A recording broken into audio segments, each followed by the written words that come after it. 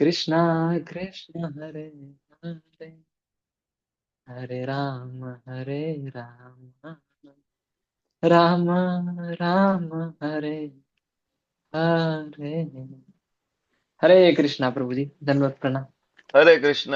Thank you હરે પ્રભુજી. કૃષ્ણ પ્રભુજી, દંડવત પ્રણામ. હરે દંડવત કૃષ્ણ પ્રભુજી, પ્રણામ. દંડવત thank you so much. Hare Krishna thank you પ્રભુજી, વિશાલ આહિર પ્રભુ, દંડવત સુંદર મજાના પ્રણામ. કીર્તન માટે. થેન્ક યુ પ્રભુજી. પરેશ શાહ પ્રભુજી, વેલકમ. જ્યોતિ માતાજી, હરે કૃષ્ણ દયાલક્ષ્મી પ્રભુજી, દંડવત માતાજી, આશા પ્રણામ. માતાજી, વિક્રમી પ્રભુ, દેવ્યાની માતાજી, પ્રિન્સી માતાજી, દર્શના માતાજી, રાજેશ્વરી માતાજી એન્ડ પ્રિયા જયસ્વાલ હરે માતાજી, કૃષ્ણ પ્રભુજી. કલ્પતરુ પ્રભુ, જિજ્ઞા માતાજી, વેલકમ. આપ સૌનું ખૂબ ખૂબ હૃદયપૂર્વકનું સ્વાગત છે. ઇસ્કોન મેંગલુરુ શ્રી શ્રી રાધા ગોવિંદ મંદિર કુલાઈ તરફથી ચાલતા ભક્તિ શાસ્ત્રીના સેશનમાં, જેમાં આપણે અત્યારે અધ્યાય પેલા ઉપર ચર્ચા કરી રહ્યા છીએ.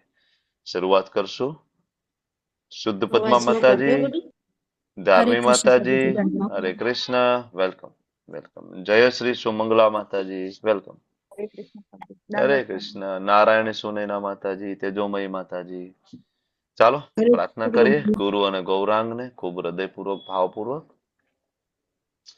ઓમ અજ્ઞાનતિમિરાંધસ્ય જ્ઞાનાંજન શલાકયા ચક્ષુરુન્મિલિतं येन તસ્मै શ્રી ગુરુવે નમઃ. શ્રી ચૈતન્ય મનોભીષ્ટં સ્થાપિतं येन ભૂતલે સ્વયં રૂપ કદા મહ્યં દદાતિ સ્વપદાન્તિકम्. વંદેહમ શ્રીગુરો શ્રીયુતાપદકમલમ શ્રીગુરૂન વૈષ્ણવાંશ્ચ શ્રીરૂપમ સાગ્રજાતમ સહગણ રઘુનાથાન્વિતમ તમ સજીવમ સાદ્વૈતમ સાવધૂતમ પરિજન સહિતમ કૃષ્ણા ચૈતન્ય દેવમ શ્રી રાધા કૃષ્ણ પાદાન સહગણ લલિતા શ્રી વિશાખાન્વિતાંશ્ચ હે કૃષ્ણા કરુણા સિંધો દીનબંધો જગતપતે ગોપેશ ગોપિકા કાંત રાધા કાંત નમસ્તુતે તપ્ત કાંચન ગૌરાંગી શ્રી રાધે વૃંદાવનેશ્વરી વૃષભાનુ સુતે દેવી પ્रणमामि હરિપ્રિયે વાંછાકલ્પતરુભ્યશ્ચ કૃપા સિંધુભ્ય એવ ચ પતિતાનાં પાવનેભ્યો વૈષ્ણવેભ્યો નમો નમઃ. નમો વિષ્ણુપાદાય કૃષ્ણ પ્રેષ્ઠાય ભૂતલે શ્રીમતે ભક્તિવેદાંત સ્વામી નિતિ નામિને. નમસ્તે સારસ્વતે દેવે ગૌરવાણી પ્રચારિણે નિર્વિશેષ શૂન્યવાદી પાશ્ચાત્ય દેશ તારિણે. જય શ્રી કૃષ્ણ ચૈતન્ય પ્રભુ નિત્યાનંદ શ્રી અદ્વૈત ગદાધર શ્રીવાસાદિ ગૌર ભક્તવૃંદ. હરે કૃષ્ણ કૃષ્ણ કૃષ્ણ હરે હરે હરે રામ કૃષ્ણ રામ કૃષ્ણ રામ હરે હરે હરે. હરે. હરે રામ હરે હરે રામ, કૃષ્ણ. રામ રામ હરે હરે હરે. હરે કૃષ્ણ. કૃષ્ણ પ્રભુજી, દંડવત પ્રભુજી, પ્રણામ. વોઇસ કટ થતો હોય મારું. કટ થયા છે, કટ થાય છે. હા. બ્રેક થાય છે પ્રભુજી. પછી એનું નેટવર્ક ઇસ્યુ લાગે છે.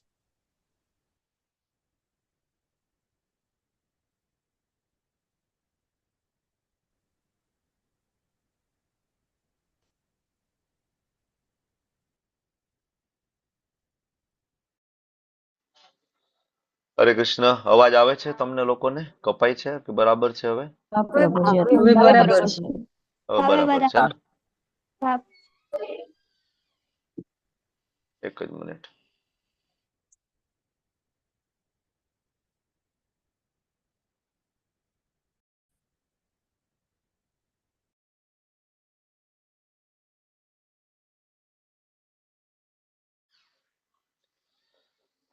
હરે કૃષ્ણ, થેન્ક યુ.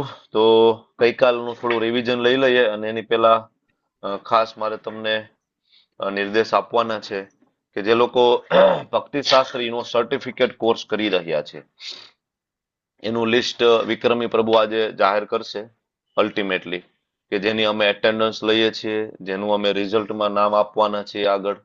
તો એ નામ તમે જરૂરથી કન્ફર્મ આજે કરી લેજો, કારણ કે અમે એની જ સાધના એટેન્ડન્સ એના ઉપર અમે જોઈ રહ્યા છીએ. તો આગળ થી એવું ના થાય કે વિક્રમ પ્રભુ તમે સર્ટિફિકેટ કોર્સ વાળા જેટલા ડીઓટી છે એનું એક લિસ્ટ રેડી કરીને રાખજો પ્રભુ, જેની તમે એટેન્ડન્સ લઈ રહ્યા છો. બરાબર.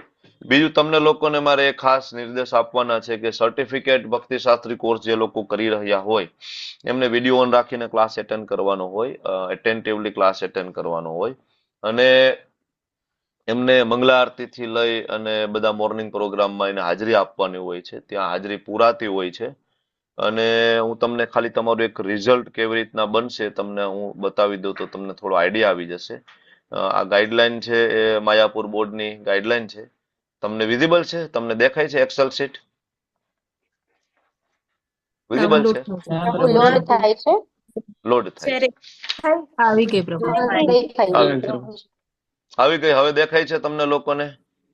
હા પ્રભુજી. આ રીતના તમારું રિઝલ્ટ બનશે. જો પેલું રિઝલ્ટ છે દયાલક્ષ્મી માતાજીનું એ રિઝલ્ટ છે. બરાબર. હજી આ બધું કોઈ માર્ક્સ મુકાયા નથી, કારણ કે તમે બધા યુનિટ પૂરા કરતા જાય એમાં રિઝલ્ટ ફિલઅપ થતું જશે અને છેલ્લે ફાઇનલ રિઝલ્ટ બનશે અને છેલ્લે ગ્રેડ આવશે. અહીંયા ABCD અથવા A+. સારામાં સારો ગ્રેડ A+ કહેવાય ભક્તિશાસ્ત્રની અંદર. તો આ પ્રમાણે એ તમારું ઓલ ઓવર રિઝલ્ટના પર્સન્ટેજ નીકળશે. પણ તમે આમાં એક વસ્તુ માર્ક કરો કે દરેક યુનિટમાં 6 જે ક્રાઇટેરિયા છે ફૂલફિલ થતા હોય છે. 2 OBA, 1 CBA, શ્લોકની એક્ઝામ અને સાધના ચાર્ટ અને એટેન્ડન્સ. તો જે લોકોની એટેન્ડન્સ 70% ના હોય તો એને આખો યુનિટ છે એ રિપીટ આવે. એના ભલે OBA બરાબર હોય, એને CBA આપ્યા હોય, શ્લોક એક્ઝામ આપી હોય, પણ એને ફરીથી બીજી બેચમાં જઈ, મતલબ આના પછીની 5મી બેચ આવે ત્યાં એને ફરીથી પાછો એ યુનિટ ભણવો પડે, એનું રિઝલ્ટ ડિક્લેર ના થાય. આ એક વસ્તુ. એટેન્ડન્સ. પ્રશ્ન માઇક બંધ કરી દો, માઇક બંધ કરી દો. પ્રશ્ન હોય તો હેન્ડ રેઝ કરવાની ટેવ પાડો. દયાલક્ષ્મી માતાજી, પ્રશ્ન હોય તો હેન્ડ રેઝ કરવાની હેબિટ પાડો, ડાયરેક્ટ માઇક નહીં ચાલુ કરો. બીજો મહત્વની વસ્તુ છે સાધના ચાર્ટ. તમે મંગલા આરતીમાં જે આવો છો એના 65% તમારી મંગલા આરતીમાં હાજરી અને જપા સેશનમાં હાજરી જોઈએ. મતલબ 100 ક્લાસ ધારો કે થાય તો એમાં 65 મંગલા આરતી તમારી હોવી જોઈએ. બરાબર. 100 ડેઝ ની અંદર. તો એ મંગલા આરતી ખાસ જોશે તમારી. અને મંગલા આરતી એવું નહીં કે જેટલા ક્લાસ છે એટલી જ, સોરી, ક્લાસ તો વીકમાં 2 જ હોય છે, પણ મંગલા આરતી રોજ હોય છે, એવરી ડે. એટલે એ દિવસો ગણાશે. ધારો કે 6 મહિના આ લેવલ 1 ચાલે તો 6 મહિનાના દિવસો કેટલા થાય? 37 18 180 દિવસ આસપાસનો સમય લાગે 6 મહિના. તો 180 દિવસમાંથી 65 દિવસ, મતલબ 65% તમારી મંગલા આરતીમાં જપા સેશનમાં વિડીયો ઓન રાખીને હાજરી હોવી જરૂરી છે. હું તમને શું કામ કહી રહ્યો છું? કારણ કે હજી ઘણા બધા આવતા નથી આ બેચ અને ઓલી બેચ, બંને બેચમાંથી. પણ રિઝલ્ટમાં સાધના ચાર્ટના 65% છે. બીજા બધા ગણીને ઓલ ઓવર સાધના ચાર્ટ 50% થવો જોઈએ. નહીતર આ સાધના ચાર્ટ રિપીટ આવે એનો મતલબ એવો થઈ ગયો તમારે એટલા 6 મહિના પાછો સાધના ચાર્ટ ભરવાનો છે, મંગલા આરતી કરવાની છે, આ બધું તમારે ફરીથી કરવાનું છે. આ બધાની અંદર જયારે તમે પાસ થાવ છો 6 માં, તો જ આ યુનિટ તમારો પાસ થયો ગણાય છે. નહીતર ત્યાં સુધી તમને રિઝલ્ટ આપવામાં નથી આવતું ઉપરથી. દયાલક્ષ્મી માતાજી, શું પ્રશ્ન હતો? બોલો ને માતાજી. માઇક ચાલુ કરો. દયાલક્ષ્મી માતાજી, હરે કૃષ્ણ. હરે કૃષ્ણ પ્રભુ. પ્રણામ પ્રભુ. આ તમે પ્રણામ. એટેન્ડન્સ એટલે શેમાં એટેન્ડન્સ રાખવાની જરૂર હોય છે? આરતીમાં કે ક્લાસમાં કે કેમાં? એટેન્ડન્સ માતાજી અહીંયા ક્લાસની છે તમારી. આ ભક્તિ શાસ્ત્રી ક્લાસની એટેન્ડન્સ છે અને સાધના ચાર્ટની અંદર એટેન્ડન્સ તમારી મંગલા આરતીની એ બધી છે. હવે એક મિનિટ પ્રભુ. લાસ્ટ ટાઈમ મેં પેલા ચાલુ કર્યું હતું, હવે આમાં મને ટ્રાન્સફર કરી છે ને, એટલે હવેથી હું રેગ્યુલર, મને ખ્યાલ નહોતો કે મને આમાં હવે રેગ્યુલર મારે થવાનું છે, એટલે હવેથી હું રેગ્યુલર કરીશ પ્રભુ. હા, વાંધો નહીં. એટલે આ તો જનરલ નિર્દેશ છે બધા માટે, ઓલ ઓવર. આમાંથી ઘણા બધા નથી આવતા. મંગલા આરતીમાં નથી, જપા સેશનમાં નથી, બરાબર. ઘણા બધા અહીંયા ક્લાસ વિડીયો ઓન રાખીને પણ ભરતા નથી. તો પછી એવું ના થાય કે પ્રભુજી અમે તો 6 મહિના બધું કર્યું ને અમે તો આવ્યા ને અમે ક્લાસ ભર્યા ને અમે તો નોટ બનાવીને પ્રભુજી તમે હવે રિઝલ્ટ તો અમારું ના મળ્યું. હા હા ના બરાબર પ્રભુ. કે ભાઈ અમારું તો ભક્તિ શાસ્ત્રી તમે રોકી દીધું. નહીં, પણ તમે તો પેલા ક્લાસ મતલબ સાંભળેલા નથી. અત્યારે આ ક્લાસ છે 8મો ક્લાસ છે. આની પેલા આપણા 7 ક્લાસ કમ્પ્લીટ થઈ ગયા છે. એમાં પેલા 2 દિવસે પણ આ ચર્ચા થઈ હતી, પણ જે નવા ભક્તો છે એના માટે આજે હું આ ફરીથી આજે રિવાઇન્ડ કરું છું કે થોડા સિરિયસ થઈ જજો. ભક્તિ શાસ્ત્રી એટલું ઈઝી નથી. લેવલ 1, 2, 3 માં તમે આવો વિડીયો બંધ કરીને બરાબર ભાગ લો ના લો, પ્રશ્ન પૂછીએ જવાબ આપો ના આપો, હોમવર્ક કરો ના કરો. લેવલ 1, 2 માં બરાબર છે. ભક્તિ શાસ્ત્રી બહુ સિરિયસ સ્ટડી છે અને હું તમને કહું કે બહુ વિરલા ભક્તિ શાસ્ત્રી પૂરું કરી શકે છે. અમે ભક્તિ શાસ્ત્રીની જે બીજા નંબરની બેચ ચાલુ કરી હતી 50 લોકોથી અને રિઝલ્ટ સુધી પહોંચ્યા હતા એમાં 10-12 લોકો માત્ર. અને હવે બેચ નંબર 3 અમે ચાલુ કરી હતી એ 57 લોકોથી, અત્યારે એની અંદર 25 લોકો થઈ ગયા છે. 57 માંથી 25, એક જ યુનિટ પૂરું કર્યું છે. એમાં તમારું આ એક અત્યારે યુનિટ ચાલુ છે, તમારી સ્ટ્રેન્થ 30 ની આસપાસ છે, પણ તમે છેલ્લા યુનિટમાં તમે 5 જણા હશો મારી સાથે ભક્તિ શાસ્ત્રી કરવા વાળા. એટલું સહેલું નથી. જો પહેલાથી તમે નિષ્ઠા રાખશો, તમારો દ્રઢ નિશ્ચય હશે બરાબર, અને તો જ આ વસ્તુ થવાની છે. તમે તમારું ટાઈમ મેનેજમેન્ટ કરેલું હશે, તમે બરાબર તમારું જીવનશૈલી પ્રોપર અનુશાસનમાં ચાલતી હશે તો થશે, નહીતર એટલું સહેલું નથી. બરાબર. એટલે ખાલી આવી અને એટેન્ડ કરીને જતા રહેશો ભક્તિ શાસ્ત્રી એવી રીતના નથી થવાનું. બાકીના બધા ક્રાઇટેરિયા ફૂલફિલ થવા બહુ જરૂરી છે. તમારા ઓબીએ, તમારા સીબીએ, તમારું સાધના ચાર્ટ, તમારી એટેન્ડન્સ, આ બધું જોશે. તમારું એટેન્ટિવ પાર્ટિસિપન્ટ્સ આની અંદર હોય. હું સમજુ છું કે આ સમય ઘણા બધાનો જોબ કરવાનો છે, ઘણા બધા નોકરી ઉપર છે, પણ થોડી વાર હાજરી પુરાવીને ક્યારેક વિડીયો બંધ કરી દે ચાલે. બરાબર. જે લોકો જોબ ઉપર છે એને હું કહું છું, જે લોકોને ત્યાં પ્રોબ્લેમ છે બરાબર, સ્પેશિયલ પરમિશન થી થોડી વાર ક્યારેક તમે આવો, ઇટ્સ ઓકે, હું સમજી શકું છું. પણ બિલકુલ તમે વિડીયો જ આખા ક્લાસમાં ઓન નથી કરતા તો એ તમારી એટેન્ડન્સ છે એ ફૂલફિલ ત્યાં થતી નથી. હરિપ્રિયા માતાજી બોલો, શું પ્રશ્ન હતો આના રિલેટેડ? પ્રભુજી અત્યારે જોઈન થયા તો આગળના સાધના ચાર્ટ, આગળના એટેન્ડન્સ એ તમારું બધું આજથી ગણા છે. કાઉન્ટ થશે કે પછી અમે જ્યારથી જોઈન? તમે જ્યારથી જોઈન થયા ત્યારથી ગણા છે. બરાબર. અચ્છા. હા, પ્રભુજી તમારો અવાજ બ્રેક થાય છે. અવાજ તો થાય છે પ્રભુજી. બ્રેક થાય છે અવાજ. ઇન્ટરનેટ કનેક્શન અનસ્ટેબલ બતાવે છે મારું. તમારી વાત સાચી હા છે અવાજ. માતાજી. ક્યારેક ઇસ્યુ થાય છે, હવે જોઈ લઈએ કેવી રીતના આગળ જાય છે. જો બરાબર સંભળાય તો ઠીક છે, નહીતર પછી મારે દોડવું પડશે તે દિવસની જેમ. મને કેજો કેવી રીતના થાય છે. અત્યારે બરાબર ચાલે ના છે? ના હવે બરાબર આવે છે પ્રભુજી. ઓકે, હા થેન્ક યુ. બરાબર છે પ્રભુજી. Okay, thank you. ચાલો, રાજેશ્વરી માતાજી, શું હરે પ્રશ્ન હતો? કૃષ્ણ. હા, હરે કૃષ્ણ પ્રભુજી.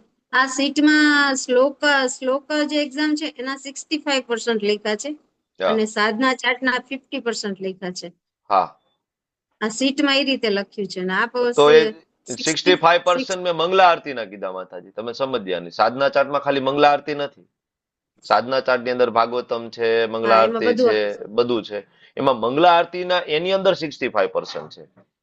બરાબર. ઓલ ઓવર સાધના ચાર્ટમાં 50% થવા જોઈએ, જેમાં જપા 50%. સેશનમાં હાજરી, ભાગવતમ ની અંદર હાજરી, મંગલા આરતીમાં હાજરી.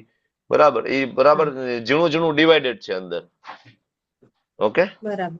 હાજી હાજી. ચાલો હરે આગળ કૃષ્ણ વધીએ. પ્રભુજી. બોલો. પ્રભુજી આપણે જપા સેશનમાં હું 5 થી 6 એક જ કલાક જોઈન થઈ શકું છું, પછી કામ હોય એટલે તો ચાલે એ ગણાશે કે પછી ચાલે ફૂલ જે? નહીં, ચાલે. હા, ઓકે, હરે હરે કૃષ્ણ. કૃષ્ણ. હરે કૃષ્ણ. દેવ્યાની માતાજી બોલો. હરે કૃષ્ણ પ્રભુજી. આપણે જે સાધના ચાર્ટમાં તમે કીધું ને અટેન્ડન્સ મંગલા આરતીની તમે એમાંથી લેશો. મંગલા આરતીમાં તો ડેઈલી હાજર થઈ છે, પણ સાધના ચાર્ટ ક્યારેક તો છૂટી જતો હોય છે પ્રભુજી. તો એ આરતીની એટેન્ડન્સ નહીં ગણાય મંગલા આરતી? હું સમજ્યો નહીં.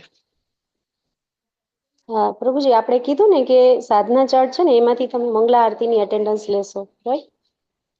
સાધના ચાર્ટ માંથી મંગલા આરતીની એટેન્ડન્સ એટલે મંગલા આરતીની એટેન્ડન્સ જુદી જ લેવાય છે, જપની એટેન્ડન્સ પણ જુદી લેવાય છે. તમને તમારા ગ્રુપમાં મૂકવામાં પણ આવે છે. બરાબર. પણ હમ. સાધના ચાર્ટ અંતર્ગત આ બધું છે. મંગલા આરતી, ભાગવતમના ક્લાસ કેટલા એટેન્ડ કર્યા, એટલે ભાગવતમના ક્લાસ કેટલા એટેન્ડ કરીએ, તમે સાધના ચાર્ટ જે ભરો છો રોજ, બરાબર, ગૂગલ ફોર્મ, એમાંથી અમે લઈ લેશું. જી પ્રભુજી. એટલે મંગલા બરાબર. આરતીની તો અટેન્ડન્સ અલગથી જ રહેશે ને? મંગલા આરતીની એટેન્ડન્સ અલગ રહેશે. તમે તો ગૂગલ ફોર્મમાં જઈને ધારો કે તમે ભરી દીધું કે ભાઈ મંગલા હમ. આરતી અમે ટેમ્પલમાં જઈને ઓનલાઈન કરેલી છે, બરાબર. જી પણ તમારા અહીંયા જે વિક્રમી પ્રભુ જે એટેન્ડન્સ લેશે એમાં તમારું નામ નહીં હોય તો આઈડિયલ તો આ જ ગણા છે, વિક્રમી પ્રભુ જે એટેન્ડન્સ અત્યારે ફીલ કરે છે. કારણ કે વિક્રમી પ્રભુ તમને હા સવારે જોઈને જ ભરે છે રોજ. તમે જી વિડીયોમાં જી આવો પ્રભુ. છો ને તમારું નામ ને લખે છે. જી હા પ્રભુ. ઓકે, હરે એટલે કૃષ્ણ. સાધના ચાર્ટ ક્યારેક છૂટી જાય છે ખાલી એટલે? સાધના ચાર્ટ તો કમ્પલસરી રોજ ભરી દેવો, કારણ કે છૂટી જશે ને છેલ્લે એ ઘટશે સાધના ચાર્ટ નહીતર તમારા. હા પ્રભુજી. અને એક ટ્રાય સાધના 100%. ચાર્ટ ઘટે એટલે તમારું એક ભાગવતમનો ક્લાસ પણ ઘટશે, એક દિવસનું રીડિંગ પણ ઘટશે, એટલે ઓલ ઓવર સરેરાશ ઘટી જશે. તમે સમજીએ? એવરેજ જે જી આવી પ્રભુ. જોઈએ ને એવરેજ જ ઘટી જશે. અને હમ. અલ્ટિમેટલી રિઝલ્ટમાં એવરેજ છે એ મેટર કરે છે. એવરેજ કેટલા ભાગવતમના ક્લાસ, એવરેજ કેટલું રીડિંગ. ઓકે, ચાલો જી આગળ પ્રભુ. વધશું.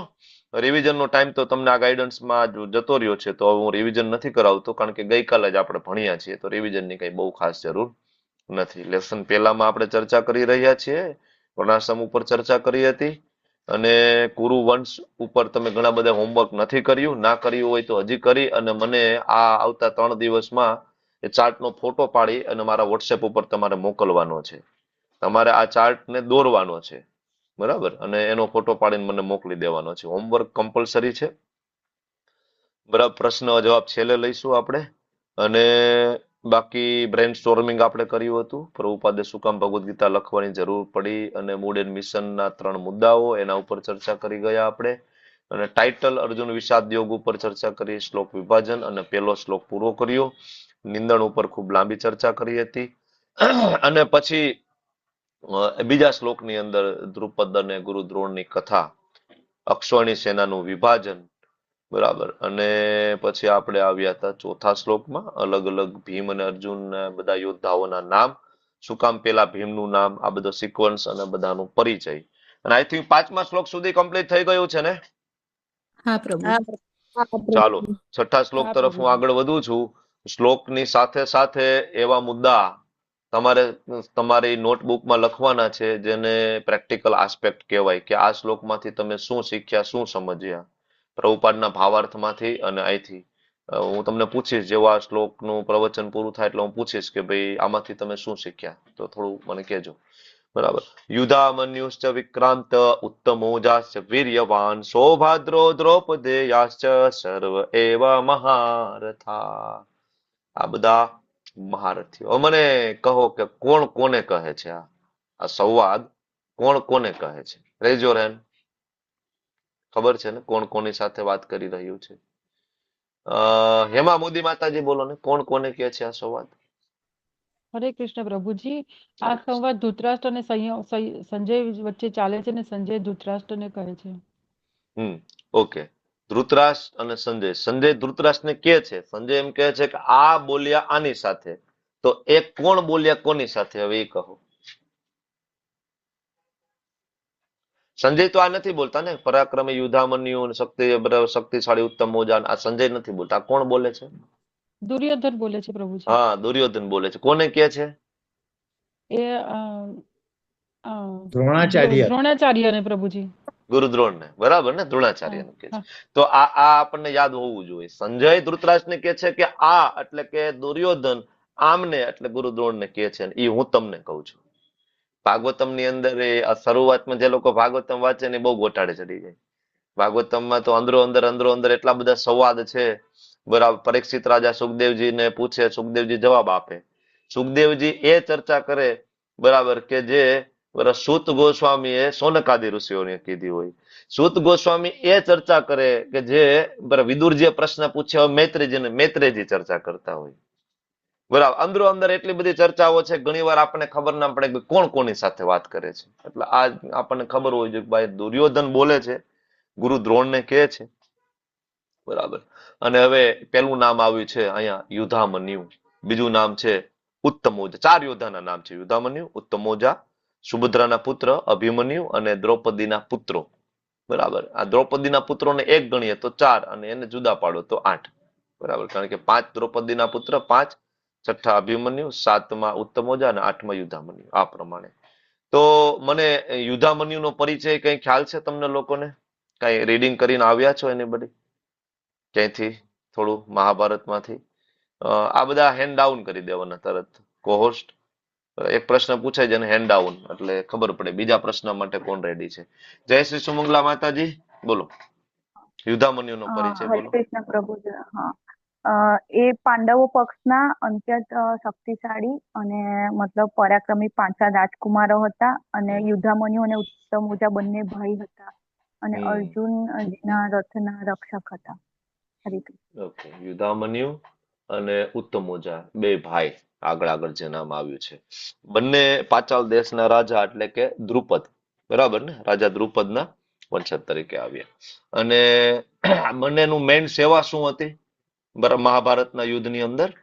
તો અર્જુનના રથની રક્ષા કરવી. એના માટે એની ખાસ નિયુક્તિ કરવામાં આવી હતી કે અર્જુન જ્યારે સામે ફાઇટ કરતા હોય તો બે બાજુ બરાબર રથની રક્ષા કરવા માટે આ બંને ભાઈઓ હતા. અને અનેક યોદ્ધાઓ સામે એને ખૂબ પરાક્રમ દેખાડ્યા છે, બરાબર. અને આ બંનેનું મૃત્યુ કેવી રીતના થયું હતું તમને ખબર છે? જય શ્રી સોમંગલા માતાજી, યુદ્ધ ભૂમિ ઉપર નથી ખબર? ઓકે, તો આ બંને એટલે કે ઉત્તમૌજા અને યુધામન્યુ એ જયારે અશ્વત્થામા ઉપ પાંડવો એટલે કે પાંડવોના 5 પુત્રોના માથા કાપી આવ્યો હતો રાત્રે, બરાબર, ત્યારે એ 5 પાંડવોના માથા કાપવા ગયો ને ઉપ પાંડવના, ત્યારે એ ફાઇટ દરમિયાન આ બંનેનું પણ ત્યાં વધ થઈ ગયો હતો. ધર્મનિષ્ઠ હતા, બહાદુર હતા અને ખૂબ વફાદાર હતા ભગવાન પ્રત્યે અને પાંડવો પ્રત્યે, બરાબર. ને પાંડવોની સુરક્ષા માટે એની પ્રાણની આહુતિ આપી હતી, એટલે ભગવાનની ભક્તોની સેવા માટે એને પોતાનો જીવનો ત્યાગ કરી દીધો હતો, બરાબર. અને સેમ ઉત્તમૌજા અને યુધામન્યુ. પછી એના પછી આવશે અભિમન્યુ. અભિમન્યુ વિશે કોણ કહેશે થોડું 1 મિનિટમાં, શોર્ટમાં? બહુ લાંબુ ડિસ્ક્રિપ્શન નથી જોઈતું, પણ શોર્ટમાં. આકૃતિ માતાજી બોલો. હેન્ડરેજ બધા કરજો, હું કોઈકને જ પૂછીશ, જરૂર નહીં બધાને પૂછું. હરે કૃષ્ણ, હરે કૃષ્ણ. હરે કૃષ્ણ પ્રભુજી. એ અભિમન્યુ સુભદ્રાના પુત્ર હતા અને માતાના ગર્ભમાં એમણે 7 કોઠાનું જ્ઞાન ધરાવ્યું હતું, એમાંથી 1 કોઠા બાકી રહી ગયું હતું. અને એમની પત્ની ઉત્તરા હતી અને એમના પુત્રનું નામ પરીક્ષિત મહારાજ હતા. એમને ચક્રવ્યુહ કેવી રીતે તોડવાનું એમનું પણ એમને જ્ઞાન હતું. હરે કૃષ્ણ. Thank you. એટલે અર્જુનજી અને સુભદ્રાજીના પુત્ર અભિમન્યુ, મહારથીમાં એનું નામ છે, એટલે કોઈ સામાન્ય યોદ્ધા તો છે નહીં. કારણ કે ટીચિંગ્સ કોની પાસેથી લીધી હતી અભિમન્યુએ? વિશાલ પ્રભુ, અભિમન્યુની ટીચિંગ્સ કોની પાસે થઈ? ભગવાન શ્રી કૃષ્ણ, સ્વયં ભગવાન પાસેથી, બરાબર. ભગવાનના ભાણેજ હતા, બરાબર, ભગવાનના પ્રિય અને અર્જુનના પ્રિય પુત્ર. અને જન્મ ક્યાં થયો હતો પ્રિયા માતાજી અભિમન્યુજીનો? પ્રિયા જયસ્વાલ માતાજી, જન્મ ક્યાં થયો હતો? બોલો બોલો બોલો. પ્રશ્ન બદલાઈ ગયો, આ નતો આવડતું, આગળ નો આવડતું તો એટલે હાથ રેઝ કરેલો હતો. એટલે હેન્ડ ડાઉન કરી દેવો જરૂરી છે આમાં. હા, નહીંતર આપણે તો પકડાઈ જાય.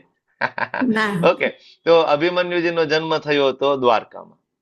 અભિમન્યુનો જન્મ ગુજરાતમાં થયો છે, દ્વારકા. તો ક્યારેક દ્વારકા જાવ તો ભગવાન દ્વારકાધીશને તો યાદ કરીએ જ છીએ, પણ સાથે સાથે તમને ભગવાનના પ્રિય ભાણેજ અભિમન્યુ યાદ આવવા જોઈએ, કારણ કે ભગવાનને ખૂબ ગમે ત્યારે આપણે ભગવાનના વહાલા હોય એને યાદ કરીએ, ભક્તોને યાદ કરીએ, કારણ કે ભગવાનનો ભક્ત હતો અભિમન્યુ, બરાબર. અને ભગવાનની પ્રસન્નતા માટે એના પોતાના પ્રાણની આહુતિ આપી દીધી. 16 વર્ષની ઉંમરે એને ચક્રવ્યુહ જેવી જટિલ યુદ્ધ રચના જે હતી એમાં એને પ્રવેશ કરી દીધો હતો. માતાના ગર્ભમાં જ આમ તો એ બધું શીખી ગયા હતા, બરાબર, પણ તમને ખબર છે કે જ્યારે વાત કરતા હતા અર્જુનજી તો સુઈ ગયા હતા એમના માતા સુભદ્રાજી. તો છેલ્લે એને બહાર કેમ નીકળવું એ રીતે ખબર નહોતી, તો એ એકલા અંદર ગયા હતા, બરાબર. ચક્રવ્યુહમાં એને પ્રવેશ કર્યો પછી દ્રોણ, કર્ણ, દુશાસન, અશ્વત્થામા, કૃપાચાર્ય, ઘણા બધા લોકો મળી અને નિયમ વિરુદ્ધ થઈને એમને ઘેરી લીધા હતા અને ધૂર્તતાથી એના ઉપર ઘાતકી હુમલો કર્યો હતો અને એમને મારી નાખ્યા હતા. જેવા અભિમન્યુ ધરાશાયી થયા ને તો યુધિષ્ઠિર અને અર્જુન એનો સંકલ્પ થોડી વાર પૂરતો તો તૂટી ગયો, દુઃખથી એકદમ બરાબર ને ત્યાં તૂટી ગયા અને તરત જ એને સંકલ્પ લીધો હતો કે હવે હું મારી નાખીશ. કોને મારી નાખીશ? શું સંકલ્પ લીધો તો અર્જુને? કોને મારી નાખીશ? જયદ્રથને. જયદ્રથને મારી નાખીશ. કારણ કે આ બધું કુટિલ નીતિ હતી કોની? જયદ્રથની. આગળ જયદ્રથ આવશે ત્યારે આપણે થોડું એના વિશે હું પૂછીશ, તમને યાદ રાખજો ત્યારે. તો અભિમન્યુના પુત્ર તરીકે પરીક્ષિત મહારાજ આવ્યા માતા ઉત્તરાના ગર્ભમાં. તમને બધાને ખ્યાલ છે શ્રીમદ ભાગવતમ કેન્ટો 1, બરાબર, જયારે અશ્વત્થામાએ બ્રહ્માસ્ત્ર છોડ્યું તો ભગવાન સ્વયં ઉત્તરા માતાના ગર્ભમાં પ્રવેશ કરી અને પરીક્ષિત મહારાજની રક્ષા કરી હતી. બરાબર, એટલે જે બધાની પરીક્ષા કરતા હતા એના ઉપરથી એનું નામ પડ્યું હતું પરીક્ષિત. બરાબર, એટલે અભિમન્યુ છે ખૂબ ધૈર્ય અને પરાક્રમના પ્રતીક હતા.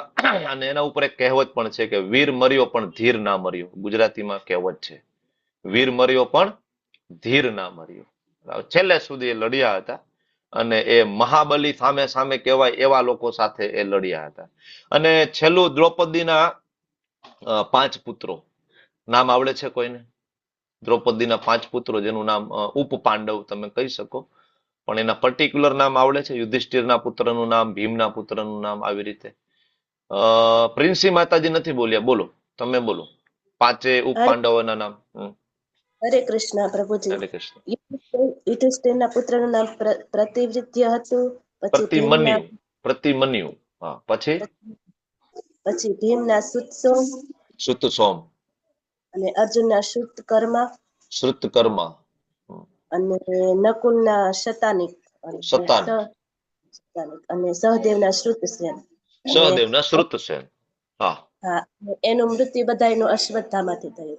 મૃત્યુ અશ્વત્થામાંથી થયું. બરાબર. તો આખી એક નવી પેઢી 5 પાંડવોની, જેને ઉપ પાંડવ તરીકે ઓળખવામાં આવે. દ્રૌપદીજીના 5 પુત્રો અને દ્રૌપદીના 5 અલગ અલગ પતિ, યુધિષ્ઠિર, ભીમ, અર્જુન, નકુલ અને સહદેવ. બરાબર, એના શક્તિના અંશ સ્વરૂપે 5 પુત્રો આવ્યા. તો પ્રશ્ન મારો એવો હતો તમને બધાને, આ શ્લોક પૂરો થયો એટલે હું પૂછું છું કે દ્રૌપદીએ 5 પુરુષો સાથે લગ્ન કર્યા. તો ઘણા બધા વિધર્મી લોકો તમને લોકોને કહેશે કે ભાઈ તમારા શાસ્ત્રમાં તો આવી સ્ત્રીઓ છે કે જેના 5 સાથે લગ્ન થયા હોય, તો એ સારી ના કહેવાય, આવું છે તેવું છે. માતા દ્રૌપદી વિશે ઘણું બધું ખરાબ બોલવામાં આવતું હોય છે. ત્યારે શાસ્ત્રમાં એવું કહ્યું છે કે માતા દ્રૌપદીનું સવારે ઉઠીને કોઈ નામ લે ને તો એ પરમ પવિત્ર થઈ જાય. અહલ્યાબાઈ છે, માતા દ્રૌપદી છે, પછી રાવણની પત્નીનું નામ શું? મંદોદરી. આ બધા બરાબર આ નામ છે. તો એ જો સવારમાં ઉઠીને નામ લે તો આપણે પવિત્ર થઈ જાય.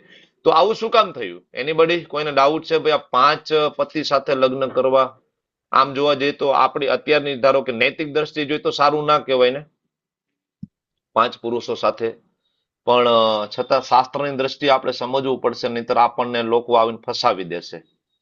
બરાબર. હરિપ્રિયા માતાજી બોલો. કારણ કે પ્રભુજી એમને ધર્મનું વહન કરવા માટે પોતાની એમ કે નૈતિકતાનું બલિદાન આપ્યું હતું, અને એમની ઈચ્છા નહોતી તો પણ એમને 5 પુરુષો સાથે એમને લગ્ન જીવન નિભાવવું પડ્યું હતું, કારણ કે ધર્મનું વહન કરવા માંગતા હતા. અને જયારે કુંતી માતા એમને પુત્રોને 5 વસ્તુ, જે વસ્તુ મળી હોય 5માં ડિવાઈડ કરી દેવાનું કીધું, ત્યારે એમને માતાની આજ્ઞાનું પાલન કર્યું હતું એટલા માટે. ઓકે, ગ્રેટ, નાઇસ માતાજી, થેન્ક યુ. દયાલક્ષ્મી માતાજી, આના સિવાયનો જવાબ હોય તો આપો. સેમ રિપીટેશન નહીં કરતા કોઈ. હવે નથી ખબર, પણ કંઈક એમને વરદાન હતું ને એમની એવી ઈચ્છા હતી દ્રૌપદીની કે મને એવો પતિ મળે કે જે ધર્મની અંદર નિષ્ણાંત હોય, પછી યુદ્ધમાં નિપુણ હોય, પછી શક્તિમાં નિપુણ હોય, પછી મને એવી રીતે દરેક પ્રકારની ક્વોલિટીમાં નિપુણ હોય એવા પતિઓ સાથે મારું લગતો. કોઈ એક વ્યક્તિની અંદર બધા જ ગુણો ન હોય, એટલા માટે આ 5 પતિઓ સાથે લગ્ન થયા. Okay, thank you. ચાલો, હા, દર્શના ઉડેદરા માતાજી, તમારે કઈ કેવું છે? પ્રભુજી એ છે ને 5 પાંડવો સાથે મેરેજ કરેલા, પણ એ બ્રહ્મચારી જ કહેવાતા હતા. એ એવું નતું કહેવાતું કે એ 5 હારે મેરેજ કર્યા એટલે અપવિત્ર, કે પવિત્ર જ ગણાતા હતા, બ્રહ્મચારીમાં જ આવતા હતા. હરે કૃષ્ણ પ્રભુજી. એમાંથી નહીં થાય, જાનવી માંથી કરી લે. હરે કૃષ્ણ, થેન્ક યુ. હકીકતે એવું હતું, તમે યાદ રાખો, દ્રૌપદી એક સ્ત્રી નહોતી, દ્રૌપદી પોતે 5 સ્ત્રી હતી. તમે બધા જવાબ આપ્યા છે સાચા છે, પણ તમે એક હજી દ્રૌપદીના બેકગ્રાઉન્ડમાં જાઓ. દ્રૌપદી એમના પૂર્વ જન્મમાં એને બ્રહ્માજીનો અપરાધ કર્યો હતો.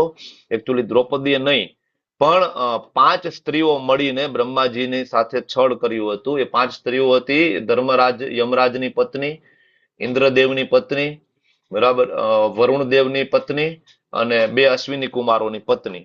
આ 5 પત્નીઓ જે છે એ યોગ બુદ્ધિથી, યોગ શક્તિથી 5 જોડાઈ અને બ્રહ્માજીની એને મસ્તી કરી હતી.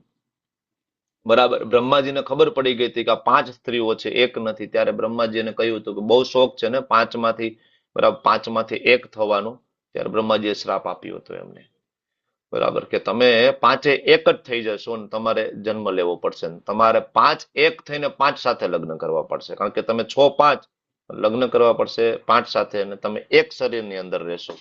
એટલા માટે જ્યારે માતા દ્રૌપદી યુધિષ્ઠિર મહારાજ સાથે હોય ને, ત્યારે ખરેખર એ માતા દ્રૌપદી નથી, ધર્મરાજની પત્ની જે સ્વર્ગમાં જે છે એ છે, અને યુધિષ્ઠિર મહારાજ ધર્મરાજ છે. બરાબર, અર્જુન સાથે જ્યારે હોય છે ને માતા દ્રૌપદી, ત્યારે એ ખરેખર દ્રૌપદી નથી, એ ત્યારે અર્જુન છે ઇન્દ્રદેવ છે, અને એના પત્ની તરીકે હું નામ ભૂલી ગયો, બરાબર, ઇન્દ્રદેવના પત્ની જે પત્ની એ ત્યારે હોય છે. એટલે 5 પુરુષ સાથે હોય છે ત્યારે 5 અલગ અલગ સ્ત્રીઓ જ હોય છે. 5 પુરુષની 5 અલગ અલગ સ્ત્રી, અને 5 સાથે જે સંતાનો થયા ને 5 અલગ અલગ એટલા માટે સંતાનો થયા છે. તો આ આપણે કન્ફ્યુઝન ના હોવું જોઈએ, કારણ કે યોગ શક્તિના બળે આ વસ્તુ થાય, એમાં કોઈ બહુ મોટી વાત નથી. સોભરી મુનિ જેવા ઋષિ, બરાબર, પોતાનું 50 શરીરમાં વિભાજિત કરી શકતા હતા. કરદમ મુનિએ દેવહૂતિ માતા માટે 9 શરીરમાં પોતાને વિભાજિત કર્યા હતા. કરદમ મુનિ 9 શરીર લઈને બેઠા હતા. 9 અલગ અલગ કરદમ મુનિ હતા. બરાબર, જેવા મેરેજ થયા ને દેવહૂતિ માતા સાથે ફરવા ગયા ને, તો 9 કરદમ મુનિ અને 1 દેવહૂતિ માતા હતા. તો યોગ બળે આ પોસિબલ છે, એમાં કોઈ અઘરું નથી. એટલે આ કન્ફ્યુઝન આપણને હોવું જોઈએ નહીં. બીજું, આ શ્લોકની અંદરથી પ્રેક્ટિકલ આસ્પેક્ટ શું લઈ શકાય? પ્રેક્ટિકલ આસ્પેક્ટ, તમે આ શ્લોક તો ભણી ગયા ને, બરાબર, તો આમાંથી શું પ્રેક્ટિકલ આસ્પેક્ટ તમે લેશો? શું આમાંથી ટીચિંગ શું લઈ શકાય? એનીબડી? કોણ કહેશે? શ્લોક પાછો તમારી સામે ખોલું? જરૂર છે? ચાલો હવે કયો, શું આમાં પ્રેક્ટિકલ શું લેશો? એકાદો કોઈ એડ કરવા માંગે છે? જીજ્ઞા માતાજી બોલો, ચાલો, નહીતર પછી હું કહું. બોલો જીજ્ઞા માતાજી. હા પ્રભુજી, આ યોદ્ધાઓ છે ને, એને દાખલા તરીકે અભિમન્યુ છે, એને એટલું ખબર જ હતી કે મને ચક્રવ્યૂહમાં જાતા આવડે છે, બહાર નીકળતા નથી આવડતું, પણ છતાંય તે એક દ્રઢ વિશ્વાસથી અંદર જાય છે સેનાની રક્ષા કરવા માટે. એટલે કે ભગવાનની ઉપર એને દ્રઢ ભરોસો હતો. Okay, thank you. ધાર્મી માતાજી, બીજું પ્રેક્ટિકલ ટીચિંગ્સ? પ્રભુજી, આ બધા છે ને, એ બધા જે બીજા બધાના નામ લીધા એના કરતા નીચે છે, પણ એ લોકો આપણે એવું નહીં સમજવાનું કે આપણાથી નાના છે કેવી રીતે છે, તો આપણે એમને કહેવાય ને ગ્રાન્ટેડ લઈ લઈએ. એ પણ કહેવાય ને મહાન યોદ્ધા છે, એવી રીતે આપણે ગ્રાન્ટેડ લઈ. Okay, thank you, thank you. તો પેલું પ્રેક્ટિકલ ટીચિંગ્સ આ શ્લોકમાંથી છે, training the next generation. Training the next generation.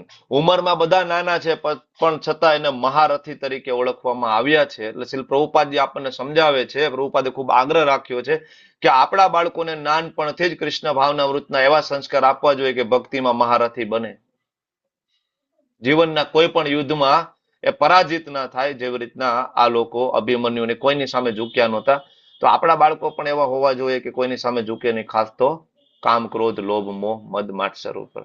બરાબર, તો પેલું છે ટ્રેનિંગ ધ નેક્સ્ટ જનરેશન.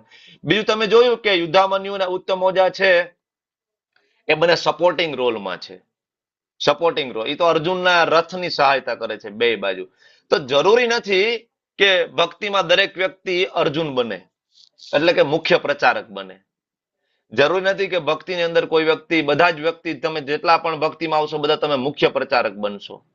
બરાબર, કોઈ સપોર્ટિંગ રોલમાં હોય, પડદા પાછળ. તમે અત્યારે મને જોવો છો, હું ક્લાસ લઉં છું, તમને એમ થાય પ્રભુજી કેટલો સારો ક્લાસ લે છે, આમ છે તેમ છે, પણ આની બેકગ્રાઉન્ડ ટીમ છે એ એના કરતા પણ વધારે ઇમ્પોર્ટન્ટ ટીમ છે.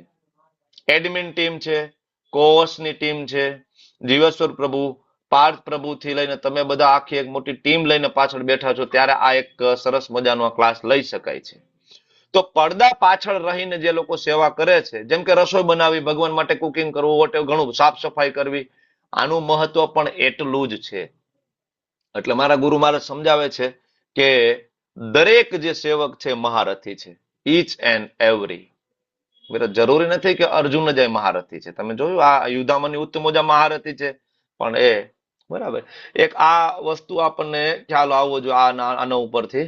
અને બીજું, બાળકોને આપણે સ્પિરિચ્યુઅલ વારસો આપવો જોઈએ, લેગેસી, સ્પિરિચ્યુઅલ લેગેસી. જેવી રીતના સૌભદ્રો તરીકે ઓળખાયા ને, તો આપણા બાળકો પણ એવી રીતના ઓળખાવા જોઈએ. આપણને સ્પિરિચ્યુઅલ આપણે એને લેગેસી આપી શકવા જોઈએ. ઓકે, તો આ હતી આના ઉપરથી પ્રેક્ટિકલ આસ્પેક્ટ.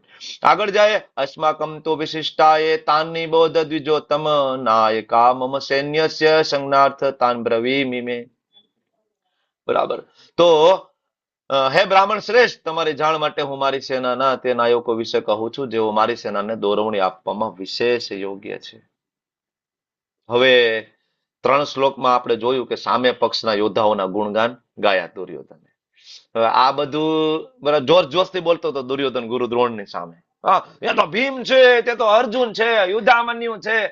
બોલતા તો બોલાઈ ગયું. પછી જોયું કે આજુબાજુમાં બીજા બધા સાંભળે છે, અને મારા મોઢા ઉપર રહેલું ટેન્શન એ બધા જોવે છે. તો ખબર પડી ગઈ કે આ તો આ લોકોનું આત્મબળ તૂટી જશે, કારણ કે હું પોતે જ ડરી ગયો છું. તો મને જોઈને બીજા બધા રાજા બાજુમાં ઉભા છે તો ડરી જશે, એનું મનોબળ તો તૂટી જશે. એટલે હવે વાત બદલી નાખે છે. ત્યાંથી વાત બદલીને એના ગુરુને કહે છે કે ચિંતા નહીં કરતા, આપણે કઈ કમ નથી, આપણી પાસે ઘણા મહાન મહાન યોદ્ધાઓ છે. અસ્માકમ તું વિશિષ્ટાએ, આપણા અંદર વિશિષ્ટ છે. તાની બોધ, હું તમને હવે કહું છું, તમે સાંભળો. હે દ્વિજોતમ. બીજું આની અંદર આ શ્લોકની અંદર એ છે કે અત્યાર સુધી એમના ગુરુનું હળાહળ અપમાન થયું. ના કહેવાના શબ્દો કહી દીધા એના ગુરુને કે ભાઈ તમે તો મૂર્ખ છો, તમને તો અક્કલ નથી, તમારો શિષ્ય તો બરાબર ધીમતા. આપણે આગળ શ્લોકમાં જોયું હતું ને, ભાઈ તમારો શિષ્ય તો બહુ બુદ્ધિશાળી છે, તમને તો અક્કલ નથી, તમે તને જ્ઞાન આપ્યું. હવે આટલું બધું અપમાન કરવામાં આવે તો ગુરુ દ્રોણ પછી એમ કહી દે કે ભાઈ ગુરુનું અપમાન અને એ બધાની વચ્ચે, ભાઈ હું અહીંયા અપમાન સહન કરવા આવ્યો છું, લડી લો ભાઈ, તમારી રીતે લડો, હું જાઉં છું ભાઈ, મારાથી આ સહન ના થાય. તો દુર્યોધન ની મુત્સદ્દીગીરીના મુદ્દાઓ ચાલે છે, મતલબ ડિપ્લોમેસી.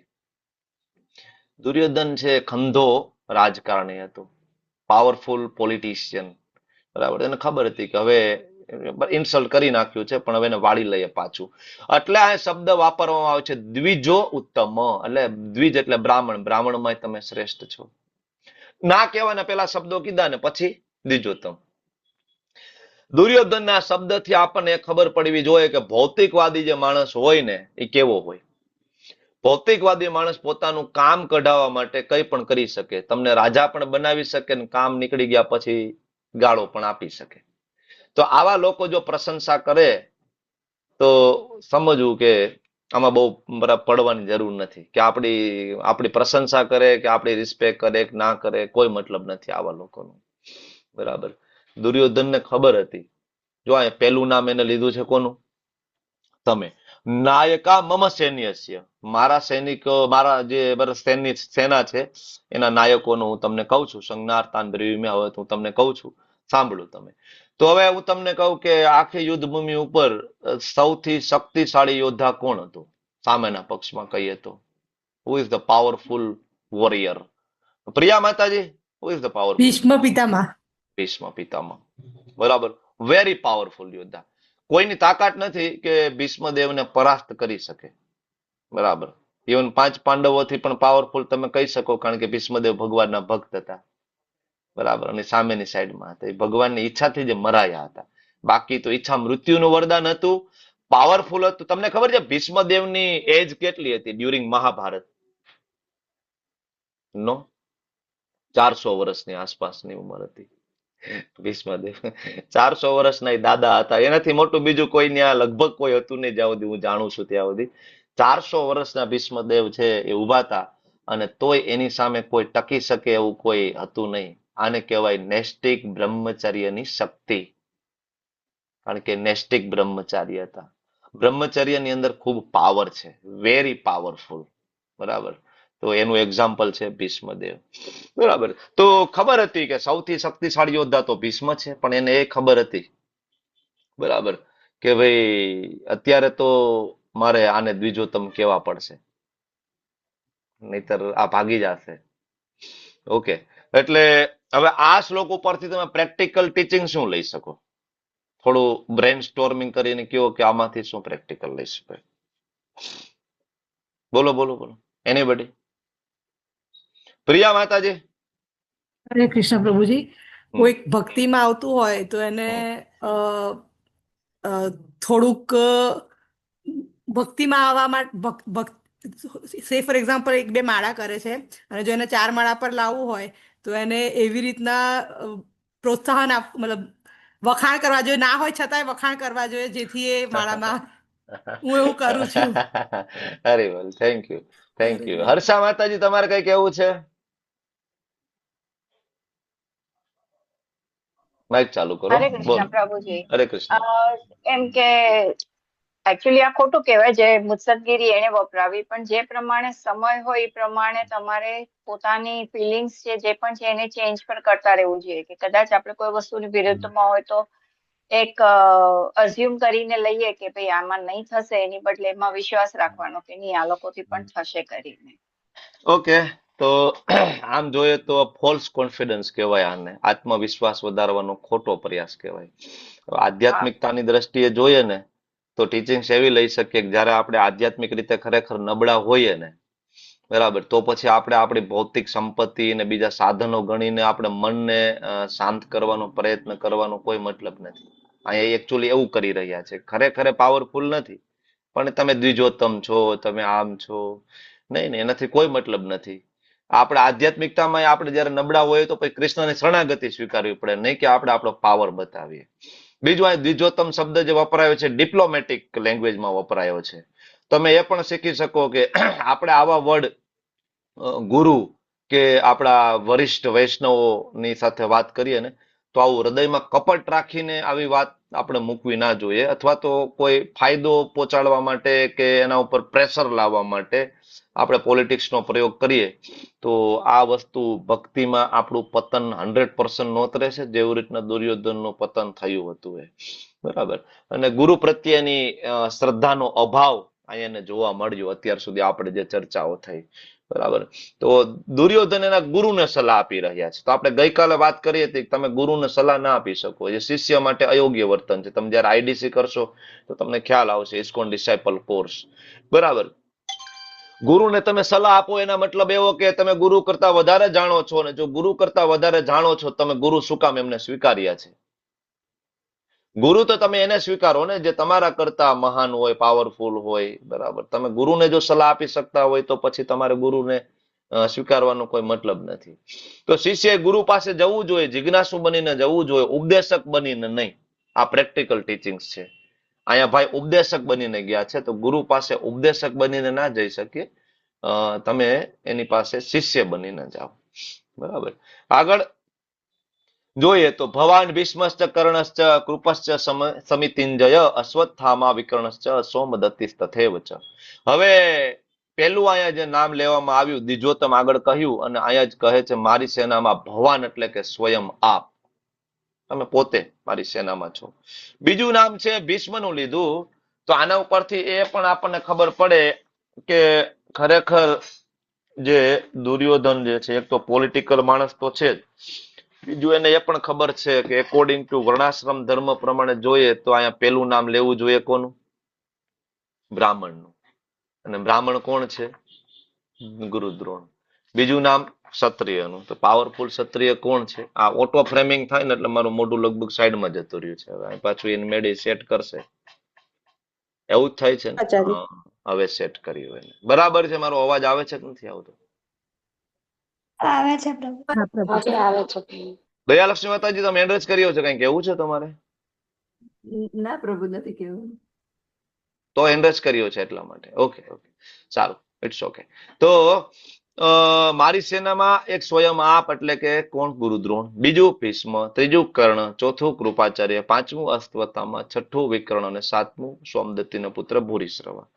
તો આમ કરીને આ શ્લોકની અંદર બીજા યોદ્ધાઓના નામ લે છે, મતલબ એની પોતાની સાઈડના જે સેનાઓના જે યોદ્ધાઓ છે મહાન મહાન, એના નામ લીધા છે. તો તમે આમાંથી કોઈનું ઇન્ટ્રોડક્શન આપીશો? ખાસ તો ગુરુદ્રોણ વિશે થોડું ઇન્ટ્રોડક્શન આપશો, થોડું શોર્ટમાં, લાંબુ નહીં, શોર્ટ ઇન્ટ્રોડક્શન આપવાનું. વિશાલ આહિર પ્રભુ તમે કયો ગુરુ દ્રોણ વિશે. હરે કૃષ્ણ પ્રભુ. હરે પ્રભુજી, દ્રોણાચાર્ય કૌરવ અને પાંડવોના ગુરુ હતા. હમ તેમના પિતાનું નામ ઋષિ ભારદ્વાજ, તેમની પત્નીનું નામ કૃપી, તેમના પુત્રનું નામ અશ્વત્થામા અને તેમના ગુરુ હતા પરશુરામ. અને હરે તેમનો બોલ જન્મ દ્રોણીમાંથી થયો હતો. હરે અને બોલ. તેમનું મૃત્યુ દુષ્ટદ્યુમ્ન દ્વારા થયું હતું. એમને ખબર હતું કે મારું મૃત્યુ કોના હાથે થશે. આમ જોવા જઈએ તો. પરફેક્ટ પ્રભુ, પરફેક્ટ, થેન્ક યુ. દ્રોણાચાર્ય મહર્ષિ ભારદ્વાજના પુત્ર, જન્મ એનો આશ્રમમાં થયો, બ્રાહ્મણ કુળમાં એનો જન્મ થયો અને એકચ્યુઅલી દ્રોણીમાંથી જન્મેલા હતા. દ્રોણી એટલે ઓલી દોણી ખબર છે ને, આપણે કાઠિયાવાડમાં ઓલી દોણી લઈ આવતા કાળા કલરની છાશ ભરવા માટેની. ખબર નહીં તમને ખ્યાલ છે કે નહીં. આ શબ્દથી તમે પરિચિત છો ને. દોણી એટલે નાનામાં નાનું મટકું હોય ને, નાનું મટકું જેમાં દહીં છાશ ભરી શકો, એને કહેવાય દોણી. તો એ દ્રોણીમાંથી એમનો જન્મ થયો હતો. તમને એમ થાય કે આવું કેવી રીતના થાય, તો અત્યારે એનાથી તો થાય છે. અત્યારે તમે જે IVF કરાવવા જાઓ છો ગાયનેકોલોજીસ્ટ પાસે, એ પદ્ધતિ સેમ છે. IVF માં બરાબર સિમેન અને બરાબર ઓવમ જે છે એને ફર્ટિલાઇઝ કરવામાં આવે છે, લેબોરેટરીમાં જ ફર્ટિલાઇઝ કરવામાં આવે છે. બરાબર, પછી એને બરાબર ફરીથી તે ટ્રાન્સફર કરવામાં આવે છે વોમની અંદર. તો વિચાર કરો કે એ સમયનું સાયન્સ કેટલું પાવરફુલ હશે. વૈજ્ઞાનિકો આપણને ભણાવ્યું કે ભાઈ એ સમયના માણસો છે વાંદરા હતા. બરાબર, અહીંયા ખબર પડે કે નહીં બરાબર સાયન્ટિસ્ટ હતા એ લોકો. એને ખબર હતી કે ભાઈ કેવી રીતના થઈ શકે. કૌરવો એ જ રીતના આવ્યા છે ને, ખબર છે ને, વ્યાસદેવની કૃપાથી કૌરવો એ પણ બધા IVF ટેકનોલોજીથી આવેલા એ બધા બાળકો છે. અને આ ગુરુદ્રોણ પોતે પણ IVF ટેકનોલોજી એટલે ગુરુદ્રોણ એટલે દ્રોણીમાંથી આવ્યા છે. બરાબર, ભગવાન પરશુરામ પાસેથી શસ્ત્ર વિદ્યા યુદ્ધ કલા એમને શીખી, જેવી રીતના પ્રભુજીએ કીધું એમ. અને દ્રુપદ સાથેની એમની મિત્રતા જગ જાહેર છે, આપને ખ્યાલ છે. બે મિત્ર હતા અને પછી આગળ જતા ઘણા બધા પ્રોબ્લેમો થયા અને એમાં ટર્નિંગ પોઈન્ટ થયો. બરાબર, અને કૃપાચાર્ય એમને સલાહ આપી હતી કે ભાઈ તમે હસ્તિનાપુર જાઓ અને તમે પાંડવો અને કૌરવોને ગુરુ તરીકે નિયુક્તિ પામો અને એ બધાને શીખડાવો. એ એડવાઇસ આપી હતી કૃપાચાર્ય. એટલે કૃપાચાર્યની સહાયથી એ બન્યા હતા આ બધાના ગુરુ. અને કૃપાચાર્યની સગી બેન એટલે કે કૃપી સાથે ગુરુદ્રોણના લગ્ન થયા હતા. બરાબર, અને અર્જુનને સર્વશ્રેષ્ઠ શિષ્ય માનતા હતા. અને યુદ્ધની અંદર તમે જોશો તો કૌરવોની સાઈડમાંથી લડ્યા હતા અને મુખ્ય સેનાપતિ પણ એ બન્યા હતા. અને મૃત્યુ જેવી રીતના પ્રભુજીએ કીધું અશ્વત્થામા, બરાબર, અશ્વત્થામાનું મૃત્યુ થયાનું ખોટા સમાચાર આપ્યા હતા, એવું ને? બરાબર, હા, એકચ્યુઅલી અશ્વત્થા નામનો હાથી હતો. ભગવાને કહ્યું હતું કોને? યુધિષ્ઠિર મહારાજને કે ભાઈ તમે કહી દો. શું કહેશો? શું કહેવાનું કીધું હતું ભગવાને? અશ્વત્થામા હણાઈ ગયો. અસ્વસ્થમાં હણાયો. અશ્વત્થામાં હણાયો એવું ખાલી એટલું બરાબર એને બોલવાનું હતું જોશથી. યુધિષ્ઠિર મહારાજ કે હું તો ભાઈ ધર્મરાજ છું, ખોટું ના બોલું. ભગવાનને કે નહીં કે બોલવાનું છે. ભગવાને કીધું તો ખોટું સાચું નો પ્રશ્ન નહોતો આવવો જોઈએ. તો યુધિષ્ઠિર મહારાજ કીધું નહીં હું તો ધર્મરાજ છું, ખોટું ના બોલું. તો એ બોલ્યા તો ખરી. અશ્વત્થામાં હણાયો, નરોવા કુંજરોવા. નર છે કે કુંજર એટલે હાથી છે ખબર નથી, પણ મરી ગયો અશ્વત્થામાં. પણ એ જોશથી બોલ્યા અશ્વત્થામાં હણાયો. એ તો દુર્યોધન જયારે ગુરુદ્રોણે સાંભળ્યું તો એ ત્યાં પડી ગયા કે મારો દીકરો મરી ગયો તો શું જીવીને કામ છે. બરાબર ને? પછી દુષ્ટધુમે એનો વધ કર્યો. આપણને એવું લાગે કે આ તો છલથી વધ થયો. બરાબર ને? પણ ભગવાન માટે કઈ છલ કે કોઈ નિયમો કે એ બધાથી પરે છે. પ્રકૃતિના 3 ગુણોથી પરે છે ભગવાન. આપણે હંમેશા આ બધી ટીચિંગ્સ ઉપરથી યાદ રાખવું જોઈએ કે ભગવાન એના ભક્તોની રક્ષા કરવા માટે કોઈ પણ હદ સુધી જઈ શકે છે. ઓકે, આના પછી પાત્ર આવે ભીષ્મદેવનું. તો ભીષ્મદેવનું પાત્ર તો આપણે જે કુરુવંશમાં લીધું હતું. ગંગાજી અને શાંતનુના પુત્ર, 8મા વસુ, એમનું નામ પ્રભાસ, એમની પોતાની જૂનું નામ દેવવ્રત અને ભીષ્મ પ્રતિજ્ઞા જગ જાહેર હતી. સૌથી મહત્વનું એ છે કે ભીષ્મદેવ 12 મહાજનોમાંના એક મહાજન છે. જેમાં બ્રહ્માજી અને શિવજીનું નામ છે એની સાથે ભીષ્મદેવનું નામ છે. તો ભીષ્મદેવ મોટા ભાગે તમે જોશો તો ભીષ્મદેવને ઇસ્કોન સિવાય લગભગ ક્યાંય એટલા ગ્લોરીફાય નથી કરવામાં આવતા. બીજી બધી જગ્યાએ ભીષ્મદેવને એવું માને કે તો સામા પક્ષમાં હતા, એ તો અધર્મી હતા, કૌરવોની સાઈડમાંથી લડ્યા. પણ ઇસ્કોનની અંદર આવો તો તમને ખબર પડે કે ભીષ્મદેવનું જે ચરિત્ર શ્રીમદ ભાગવતમની અંદર જે લખ્યું છે આપણે એ ભણીએ તો ખબર પડે કે ભીષ્મદેવ ભગવાનના મહાન ભક્ત હતા અને માત્ર ભગવાનની યોજનાથી એ સામેની સાઈડમાં હતા. બરાબર, અને એટલે 12 મહાજનોમાંના એક મહાજન છે. અને એટલા માટે શાસ્ત્રમાં કહ્યું છે કે જ્યારે તમને એવું લાગે ને કે નથી સમજાતું. તર્કો પ્રતિષ્ઠો, તર્કો અપ્રતિષ્ઠો એવો શ્લોક છે મહાભારતની અંદર. એટલે પ્રભુપાદજી શરૂઆતમાં બધી જગ્યાએ ભાગવતમાં બધે લખ્યું છે, વાંચજો તમે, કે જ્યારે તમને એવું લાગે કે શાસ્ત્ર નથી સમજાતું, શું કરવું એ નથી સમજાતું, મારા શિક્ષા ગુરુ આમ કે છે, આમ કે છે, નથી મારે સમજાતું, ત્યારે હંમેશા યાદ રાખવું કે આ 12 મહાજનો એના જીવનમાં શું કર્યું છે. બસ આપણે આને ફોલો કરવાના છે. 12 મહાજનો, જેમાં બ્રહ્માજી, શિવજી, નારદજી, આ બધા છે એની અંદર, બરાબર. બલિ મહારાજ ને પ્રહલાદ મહારાજ ને ભીષ્મદેવ, યમરાજ. તો આ 12 મહાજનોએ શું કર્યું છે? બસ આ કરવાનું છે. ભગવાનને વીર રસમાં પ્રેમ કરતા હતા. કયો રસ હતો એનો? ભગવાન સાથેનો વીર રસ. એટલે ભગવાને માત્ર ભીષ્મદેવને પ્રસન્ન કરવા માટે એને વચન ભગવાને લીધું હતું કે હું યુદ્ધ ભૂમિ ઉપર શસ્ત્ર નહીં ઉપાડું, પણ ભીષ્મદેવ કે ના પ્રભુ, હું શસ્ત્ર ના ઉપાડું તો ના ચાલે, હું તો તમને પ્રેમ કરું વીર રસમાં, મારે તમને જોવા જ છે શસ્ત્ર ઉપાડવા માટે, બરાબર. મહાભારતના યુદ્ધમાં એને જોવાની ઈચ્છા હતી, તો ઘણા બધા બાણ મારે છે અર્જુનને. ભગવાન કોપાયમાન થઈ જાય છે બહારથી, અને અંદરથી ભગવાન ભીષ્મદેવની ઈચ્છા પૂરી કરવા માટે સિંહ જેવી રીતના તરાપ મારે એવી રીતના તરાપ મારે રથ ઉપરથી, અને બાજુના રથનું પૈડું લઈને બરાબર તો એમની સામે ઘસી જાય છે. તો ત્યારે ભીષ્મદેવ નીચે બેસી જાય છે હાથ જોડીને, કે બસ હાથ તો જોવું તું. ભગવાન જયારે દોડતા હોય છે બરાબર એ રથનું પૈડું લઈને, તો ભગવાનના ઘૂઘરાળા વાળ ઉડતા હોય છે હવામાં, ધૂળની ડમરીઓના કારણે એ વાળ ગોલ્ડન કલરના દેખાતા હોય છે, પ્રશ્વેદ બિંદુઓ, ભગવાન ઉત્તરીય વસ્ત્ર નીચે પડી જતું હોય છે, અને અર્જુન છે એ ભગવાનના પગમાં વીંટળાઈ ગયા હોય છે કે પ્રભુ તમે કીધું તું ને શસ્ત્ર નહીં ઉપાડું. તો અર્જુન તું રહેવા દે ભાઈ, મારા માટે કોઈ નિયમો નથી, હું આજ વચન આપું કાલ તોડી નાખું મારા ભક્તની પ્રસન્નતા માટે. એટલા માટે ભગવાનને જયારે કઈક પ્રોમિસ અપાવ હોય ને, તો ભગવાન એમ કે મારો ભક્ત જે કે ને એ, એટલે જો આગળ પણ ભગવાન કહેશે કે અર્જુન તું ઉભો થઈને ઘોષણા કરી દે કે મારા ભક્તોનો ક્યારે નાશ થતો નથી. ભગવાન ના પોતે ઘોષણા કરી શકે? ભગવાન તો એના વચનથી ફરી શકે ભાઈ, એના ભક્તોની પ્રસન્નતા માટે. એટલે ભક્તોના વચન ને નિભાવવા માટે ભગવાન હંમેશા કઈ પણ કરે. તો ભીષ્મદેવે કીધું કે નહીં નહીં, મારે જોવા છે વીર રસમાં. ભગવાન કે શો કે ભગવાને ઉપાડી લીધું. ભગવાને સુદર્શન પણ કાઢ્યું હતું, ખબર છે ને છેલ્લે મહાભારતના યુદ્ધ છેલ્લે હકીકતે સુદર્શનને આહવાન પણ કરી દીધું હતું. જયારે અશ્વત્થામાએ બ્રહ્માસ્ત્ર ફેંક્યું ને, ભગવાને સુદર્શનનું આહવાન કરી દીધું. તો ભગવાન કઈ પણ કરી શકે છે. ત્રીજું આ કેરેક્ટર છે કર્ણ. આમ કહી શકીએ તો વિવાદાસ્પદ કેરેક્ટર છે મહાભારતનું. ઘણા બધા લોકો કર્ણને હીરો માનતા હોય છે, પણ એ હીરો નથી, એ કર્ણ છે અસુર છે. જન્મ કુંતી માતાથી થયો, બરાબર. એને કુંતી માતા લગ્ન પહેલા દુર્વાસા મુનિને ખૂબ પ્રસન્ન કર્યા, અને એમને વરદાન આપ્યું હતું કે જે દેવતાઓને તમે આહવાન કરશો દેવતા આવશે ને તમને એનો અંશ આપી જશે. તો નાના હતા કુંતી મહારાણી, ખબર નહોતી હજી, તો એ ભૂલ થઈ, અને એના પરિણામે સૂર્યદેવના અંશ સ્વરૂપે કર્ણ આવ્યા હતા. નદીમાં મૂકી દીધા, અને પછી મળ્યા કોને? તો કે અધિરથ નામના સારથીને, બરાબર. તો એના માતા પિતા, જે પાલક માતા પિતા હતા અધિરથ, અને એની માતાનું નામ રાધા, એમને પોષ્યા, એટલે રાધે તરીકે પણ ઓળખાતો હતો કર્ણ. પણ એને હંમેશા એક વસ્તુની ગિલ્ટ રહેતી કે હું એક રથી સારથીનો પુત્ર છું, બરાબર. મને સુત પુત્ર કરીને કોઈ બોલાવે મને ગમતું નથી. એટલે હંમેશા એ ગિલ્ટમાં રહ્યા કે હું સુત પુત્ર છું. એ ગિલ્ટમાં રહ્યા, અને એના કારણે ઘણા બધા અપરાધો થયા. ખોટી રીતના એને ભગવાન પરશુરામ પાસેથી એને ટ્રેનિંગ લીધી ખોટું બોલીને. એટલે ભગવાન પરશુરામ એને શ્રાપ આપ્યો હતો કે ખરા અર્થમાં જે દિવસે આ શસ્ત્ર વિદ્યા તારે જોતી હશે ને, તે દી આ શસ્ત્ર વિદ્યા તું ભૂલી જઈશ. તો છેલ્લે એનું જે પૈડું ફસાઈ ગયું, એનું રથનું જે ચાક, બરાબર. અને પછી અર્જુન એનો વધ કર્યો. એ સમયે બધી જ એની યુદ્ધ વિદ્યાઓ ભૂલી ગયા હતા, બરાબર. મોટા ભાગે ટીવી સિરિયલોમાં એમાં એને દાનવીર કર્ણ તરીકે બતાવવામાં આવે છે. ખરેખર એ વ્યક્તિ કોઈ દાનવીર હતો, પણ સકામ કર્મી હતો.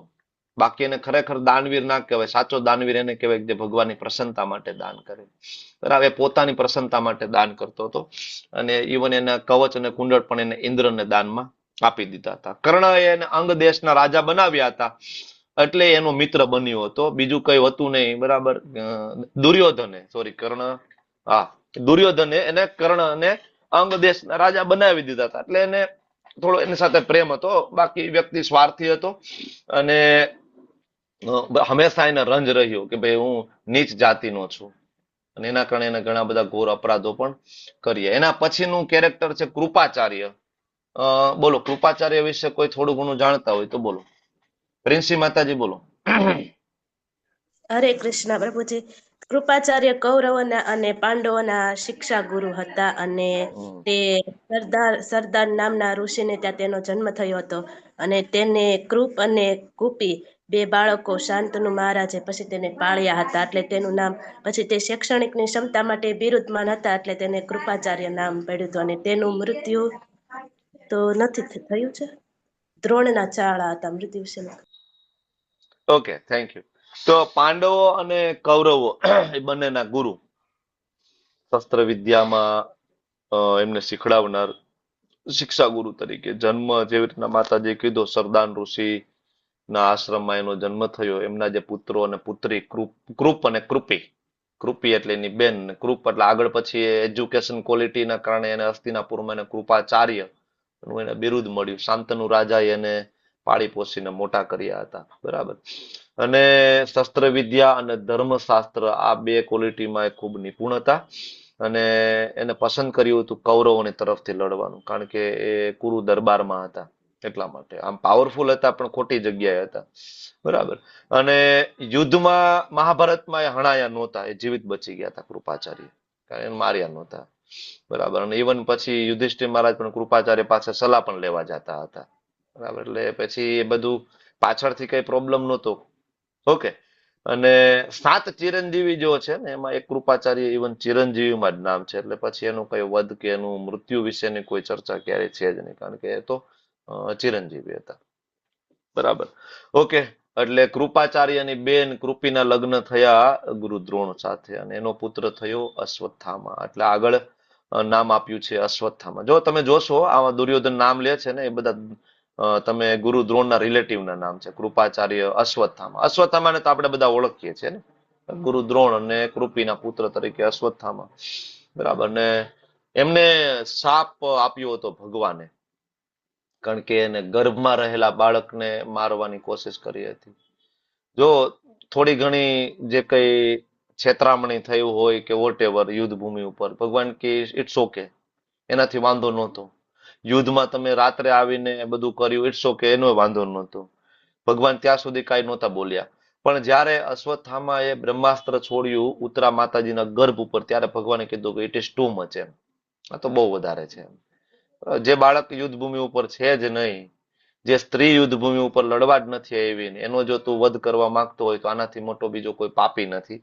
એટલે ભગવાન એને શ્રાપ આપ્યો હતો. એની મણી છે એ કાઢી લીધી હતી અને એને ભગવાને શ્રાપ આપ્યો હતો, તું મરવા માટે તડપીશ પણ તું મરીશ નહીં. ભગવાને ચિરંજીવીનું વરદાન આપ્યું હતું, પણ પછી મરવા માટે સતત તું તડપીશ, તને ઘણી બધી બીમારીઓ થશે પણ તું મરીશ નહીં. ઓકે. તો આ એ જ અશ્વત્થામા હતો કે જેને પાંડવોની શિબિર ઉપર હુમલો કર્યો હતો, કૃપાચાર્ય અને કૃતવર્મા સાથે મળીને, અને 5 ઉપ પાંડવો જે છે એનું ગળું કાપીને લઈ ગયો હતો. એટલે ભગવાને શાપ આપ્યો હતો કે ભાઈ બાળ હત્યા તે કરી છે, બરાબર. બ્રહ્માસ્ત્રનો તે દુરુપયોગ કર્યો છે. હવે આના ઉપરથી એક પ્રેક્ટિકલ ટીચિંગ એ મળે કે ભાઈ બાળ હત્યા કેટલું જઘન્ય અપરાધ છે. આજકાલના ડોક્ટરો, ખાસ તો ગાયનેક ડોક્ટરો હોય, કાજલ માતાજી એવા છે નહીં કે મને ખબર નથી, એમને ખબર હશે કે બાળક જ્યારે ગર્ભમાં હોય તો તરત ડોક્ટર ચેક કરી લે, બરાબર, કે ભાઈ બાબો છે કે બેબી છે. અને તમને બધાને આશ્ચર્ય થશે કે મોટા ભાગે આ લેડી જો ચેક કરાવવા આવે ને, એ હંમેશા એને સાસુ જ ભેગી આવે. એને સાસુને જ જોતો હોય દીકરો. સાસુ પોતે સ્ત્રી હોય પણ એને સ્ત્રી ન જોતી હોય, એને દીકરી ના જોતી હોય, એને દીકરો જોતો હોય. 99.99% સાસુનો જ આગ્રહ હોય કે દીકરો જોઈએ. સસરા તો ક્યારેક જ આની અંદર ઇન્વોલ્વમેન્ટ હોય, બાકી સસરાનું ઇન્વોલ્વમેન્ટ નથી જોયું અમે આજ સુધી. એટલે ડોક્ટર તરીકે હું તમને કહું, મોટા ભાગે સાસુ જ આવે ને ઈ જ લઈને આવે ને ઈ જ બધાને રસ્તો દેખાડતી હોય. આજુબાજુ શેરીવાળાને લઈને જતી હોય લેડીઝ. લેડીઝની સૌથી મોટી કોઈ દુશ્મન હોય તો લેડીઝ. ઘરમાં પણ એ મારી શકે, આટલી મોટી દુશ્મન છે, બરાબર. તો વિચાર કરો કે ગર્ભપાત એક કેટલો મોટો અપરાધ હશે કે ભગવાને શ્રાપ આપ્યો હતો. તો આજકાલના ડોક્ટરોએ ખાસ સમજવું જોઈએ, જે લોકો ગર્ભપાત કરાવી રહ્યા છે, અને આ સેક્સ ડિટર્મિનેશન કહેવાય એને, બરાબર, કે ભાઈ બાબો છે કે બેબી છે ચેક કરવું, જેવું બેબી છે એવું ચેક થઈ જાય એટલે એનું મિસકેરેજ કરવામાં આવે, ગર્ભમાં એને મારી નાખવામાં આવે. કોથળી સાફ કરાવી, સાદી ભાષામાં કહીએ તો ગર્ભમાં ને ગર્ભમાં મારી નાખવામાં આવે, ફરીથી પ્રેગ્નન્સી રહે, બરાબર, ફરીથી ચેક કરવા આવે, પાછો બાબો હોય તો રાખવામાં આવે, નહીતર પાછી મારી નાખવામાં આવે. શું કામ? તો કે ભાઈ 2 દીકરી તો છે, 3 દીકરી તો છે, બરાબર. તો આ કમ્પ્લીટલી આસુરી વૃત્તિ છે ને. ભગવાન ક્યારેય ડોક્ટરને, એમાં ઇન્વોલ્વમેન્ટ થનારા બધા જ વ્યક્તિઓને અને માતા પિતા સાસુને ભગવાન ક્યારેય છોડતા નથી. અને એ અપરાધનું કોઈ પ્રાયશ્ચિત નથી. વેરી ડિફિકલ્ટ, બરાબર. કારણ કે તમે જોઈ શકો છો કે અશ્વત્થામાને કોઈ પ્રાયશ્ચિતનો મોકો આપ્યો નથી ભગવાને. તો આ લોકોને પણ ભગવાન કોઈ પ્રાયશ્ચિતનો મોકો આપતા નથી. આના પછીનું નામ આવે વિકર્ણ. તો તમે જોશો કે 100 કૌરવોમાંથી 1 કૌરવ વિકર્ણનું સ્પેશિયલ નામ આવે શ્રીમદ ભગવદ્ ગીતામાં. કારણ કે ધર્મનિષ્ઠ અને ન્યાયપ્રિય હતો. એકમાત્ર એવો કૌરવ હતો જ્યારે માતા દ્રૌપદીનું વસ્ત્રહરણ થયું ત્યારે આ ભાઈ ઉભા થયા હતા અને કીધું હતું, ભાઈ ભાભી છે આપણી, સન્માનીય છે, મા સમાન છે, એને નિર્વસ્ત્ર કરવાનો પ્રયત્ન એટલે સૌથી મોટી આપણી ભૂલ છે, ના કરવું જોઈએ, બરાબર. તો ત્યારે દુર્યોધને કીધું, ભાઈ તું વચ્ચે બોલમાં, તું નાનો છો, તને ખબર ના પડે. આમ કરીને ત્યાંથી કાઢી મૂક્યો હતો. એટલે જ એનું અત્યારે નામ લીધું દુર્યોધને. ભાઈ અત્યારે તારું ભાઈ સ્ટેન્ડ છે ને, તું ફિક્સ કરી દે. આ બાજુથી લડવાનો સામેની બાજુ હોય. ત્યારે તો તે વિરોધ કર્યો હતો, અત્યારે તારે સામેની બાજુ જાવ હોય સામેની બાજુ, નહીતર તું કન્ફર્મ કરી લે. એટલે એના માટે પણ એ નામ લીધું છે, બરાબર. જાહેર સભાની અંદર ઉભા થઈને એને કીધું છે. પછી દુર્યોધન તરફથી લડ્યા અને ભીમસેનનો જયારે સામનો થયો ત્યારે ભીમસેને એને કહ્યું હતું કે ભાઈ તારી સાથે યુદ્ધ કરવું પડે, મને બહુ દુઃખ થાય છે. વિકર્ણની સાથે યુદ્ધ ભીમને કરવું પડ્યું તો ભીમને ખૂબ દુઃખ હતું કે સાચો માણસ હતો, ન્યાયપ્રિય માણસ હતો, પણ ખોટી જગ્યાએ હતો. આના ઉપરથી એ ખબર પડે કે તમે ગમે એટલા ન્યાયપ્રિય હોય, પણ જો તમારો સંગ ખોટો હોય ને તો તમારું પતન કન્ફર્મ છે. તમે દાનવીર ગમે એટલા કર્ણ જેટલા, પણ સંગ ખોટો હોય ને તો તમારું પતન થશે. તમે પાવરફુલ ગમે એટલા હોય ભીષ્મ જેવા, પણ સંગ ખોટો હશે ને તો તમારું પતન થશે, બરાબર. તો આ બધી નૈતિક શિખામણો છે. અને છેલ્લે ભૂરિશ્રવા એટલે બાલ્હિક રાજવંશમાં એનો જન્મ થયો અને સોમદત્તના પુત્ર તરીકે ભૂરિશ્રવા હતા. શક્તિશાળી યોદ્ધા હતા અને કૌરવો તરફથી એ લડ્યા. અને યાદવ વંશના એકચ્યુઅલી એ યોદ્ધા હતા. કારણ કે ભગવાને બધા યાદવોને કીધું હતું ને કે તમે સામેની સાઈડમાં જતા રહ્યો, નારાયણ સેના. તેમાંથી આ પણ એ સામેની સાઈડમાં ભગવાનના ઓર્ડરથી જ ગયા હતા. અને પછી એ દુર્યોધન જે પ્રમાણે કે પ્રમાણે કરતા હતા. ઓકે, તો ભૂરિશ્રવાએ જયારે યુદ્ધભૂમિ ઉપર સાત્યકી ઉપર આક્રમણ કર્યું હતું. સાત્યકી પાંડવો બાજુ હતા અને અર્જુનના શિષ્ય સાત્યકી અને બરાબર ભગવાનના ચેરિયોટર હતા, મતલબ સારથી હતા. તો સાત્યકી ઉપર હુમલો જયારે ભૂરિશ્રવાએ કર્યો ને ત્યારે અર્જુને ભૂરિશ્રવાના 2 હાથ કાપી નાખ્યા હતા. અને 2 હાથ કાપી નાખ્યા પછી તો એના હાથમાં બીજું કઈ હતું નહીં કે યુદ્ધ કરી શકે નહીં. ધ્યાનસ્થ થઈ ગયા. અને જેવા ધ્યાનસ્થ થઈ ગયા ને સાત્યકી ઉભા થઈને ભૂરિશ્રવાને મારી નાખે છે. તો આના ઉપરથી થોડું અર્જુનની ટીકા પણ ઘણી બધી થઈ હતી કે ભાઈ 2 હાથ કાપી નાખ્યા અને પછી પાછા સાત્યકી એને મારી નાખ્યા અને બરાબર ના કર્યું. પણ એવું ઘણું બધું સામેના પક્ષમાંથી થયું હતું, જેમ કે અભિમન્યુને મારી નાખ્યા હતા, બરાબર. તો આ 8મો શ્લોક. અને હવે આપણે જોઈ લીધું પ્રેક્ટિકલ આસ્પેક્ટ, બરાબર. કે તમે ગમે એટલા દાનવીર હોય, ગમે એટલા આચાર્ય હોય, કે ગમે એટલા તમે પાવરફુલ હોય કે ન્યાયપ્રિય હોય, વોટ એવર, કોઈ મતલબ નથી. તમે કૃષ્ણના શરણે છો કે નહીં આ ઇમ્પોર્ટન્ટ છે. કૃષ્ણના શરણે નથી તો પતન તમારું કન્ફર્મ છે. અને હવે આગળ બધાના નામ તો આ બધાના લીધા. હવે ઘણા બધાને એમ થાય કે ભાઈ અમારું નામ તો ના લીધું. એટલે હવે 9મા શ્લોકની અંદર દુર્યોધન બીજા બધાનું કે અન્ય ચ બહુવ સુરા મદર્થે ત્યક્ત જીવિતા. ભાઈ ઘણા બધા છે, એવું નથી આટલા જ છે. અન્ય ચ બહુવ ઘણા બધા છે. સુરા સુરીરો મત અર્થે મારા માટે ઘણા બધા છે. ત્યક્ત જીવિતા પોતાના પ્રાણનો ત્યાગ કરવા માટે. હવે અહીંયા એની જીભ છે સ્લીપ થઈ ગઈ. અહીંયા ત્યક્ત જીવિતા જે શબ્દ આવ્યો હોય અપશુકન કહેવાય કે ભાઈ આ બધા આવ્યા છે પોતાનો પ્રાણનો ત્યાગ કરવા માટે. હકીકતે એને એવું કહેવાય જોઈતું હતું કે આ બધા આવ્યા છે મને જીતાડવા માટે, સામેવાળાના પ્રાણ હરવા માટે. પણ એને કીધું કે ભાઈ ત્યક્ત જીવિતા. અને ખરેખર આ સાચું પણ છે.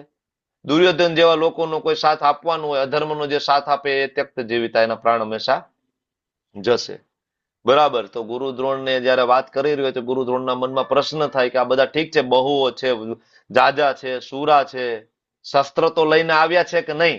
કે હા કે ઢગલાબંધ શસ્ત્ર છે ભાઈ, નાના શસ્ત્ર પ્રહારણા. શસ્ત્ર ભલે હોય, આવડે છે કે નહીં ચલાવતા? સર્વે યુદ્ધ વિશારદા, બધા એક્સપર્ટ છે ભાઈ. રિક્ષા ભરી ભરીને લઈ આવ્યા છે, બધાને આવડે છે ચલાવતા, તમે ચિંતા ના કરો. બરાબર, ગુરુ દ્રોણને કહે છે. તો આનું નાનું એવો ભાવાર્થ છે, તમારે લોકોએ વાંચવાનું છે. બુક ખોલો, વાંચવાની શરૂઆત કરો. ચાલો, ધાર્મી માતાજીનો પહેલો એન્ડ્રેસ છે, વાંચો તમારે. હરે કૃષ્ણ પ્રભુજી. ભાવાતભાઈ શિલા પ્રભુપાદ, શિલા પ્રભુપાદની જય. જયદ્રથ, કૃતવર્મા તથા શલ્ય જેવા અન્ય વીરોને સંબંધ છે ત્યાં સુધી તેઓ દુર્યોધનને માટે પોતાના પ્રાણનું બલિદાન આપવા તત્પર છે. બીજા શબ્દોમાં કહી શકાય કે પાપી દુર્યોધનના પક્ષમાં જોડવાને કારણે કુરુક્ષેત્રના યુદ્ધમાં તેઓ બધા હવે મૃત્યુ પામવાના એ પૂર્વ નિશ્ચિત છે. અલબત્ત દુર્યોધને ઉપર દર્શાવેલા પોતાના મિત્રોની સંયુક્ત શક્તિને કારણે તેને પોતાના વિજયની ખાતરી હતી. હરે કૃષ્ણ. હરે બોલ, થેન્ક યુ. શ્રીલ પ્રભુપાદજી બહુ ક્લિયરલી લખે છે કે પાપી દુર્યોધનના પક્ષે તમે જોડાવ તો મૃત્યુ પામવાનું કન્ફર્મ હતું, તમને કોઈ બચાવી શકે નહીં. મતલબ જો તમારા જીવનમાં કૃષ્ણ નથી તો તમને કોઈ આ જગતમાં બચાવી શકે એમ નથી. જન્મ મૃત્યુ જરા વ્યાધિના ચક્કરમાંથી અને ફરીથી પુનરપી જનનમ પુનરપી મરણમ પુનરપી જનને જઠરે શયનમ. વારંવાર વારંવાર માતાના ગર્ભમાં ઊંધું લટકાવવું જ પડશે જો તમે કૃષ્ણના પક્ષમાં નથી તો. બરાબર. શ્રીલ પ્રભુપાદજીના તાત્પર્યમાં એક નામ આવ્યું, જયદ્રથ.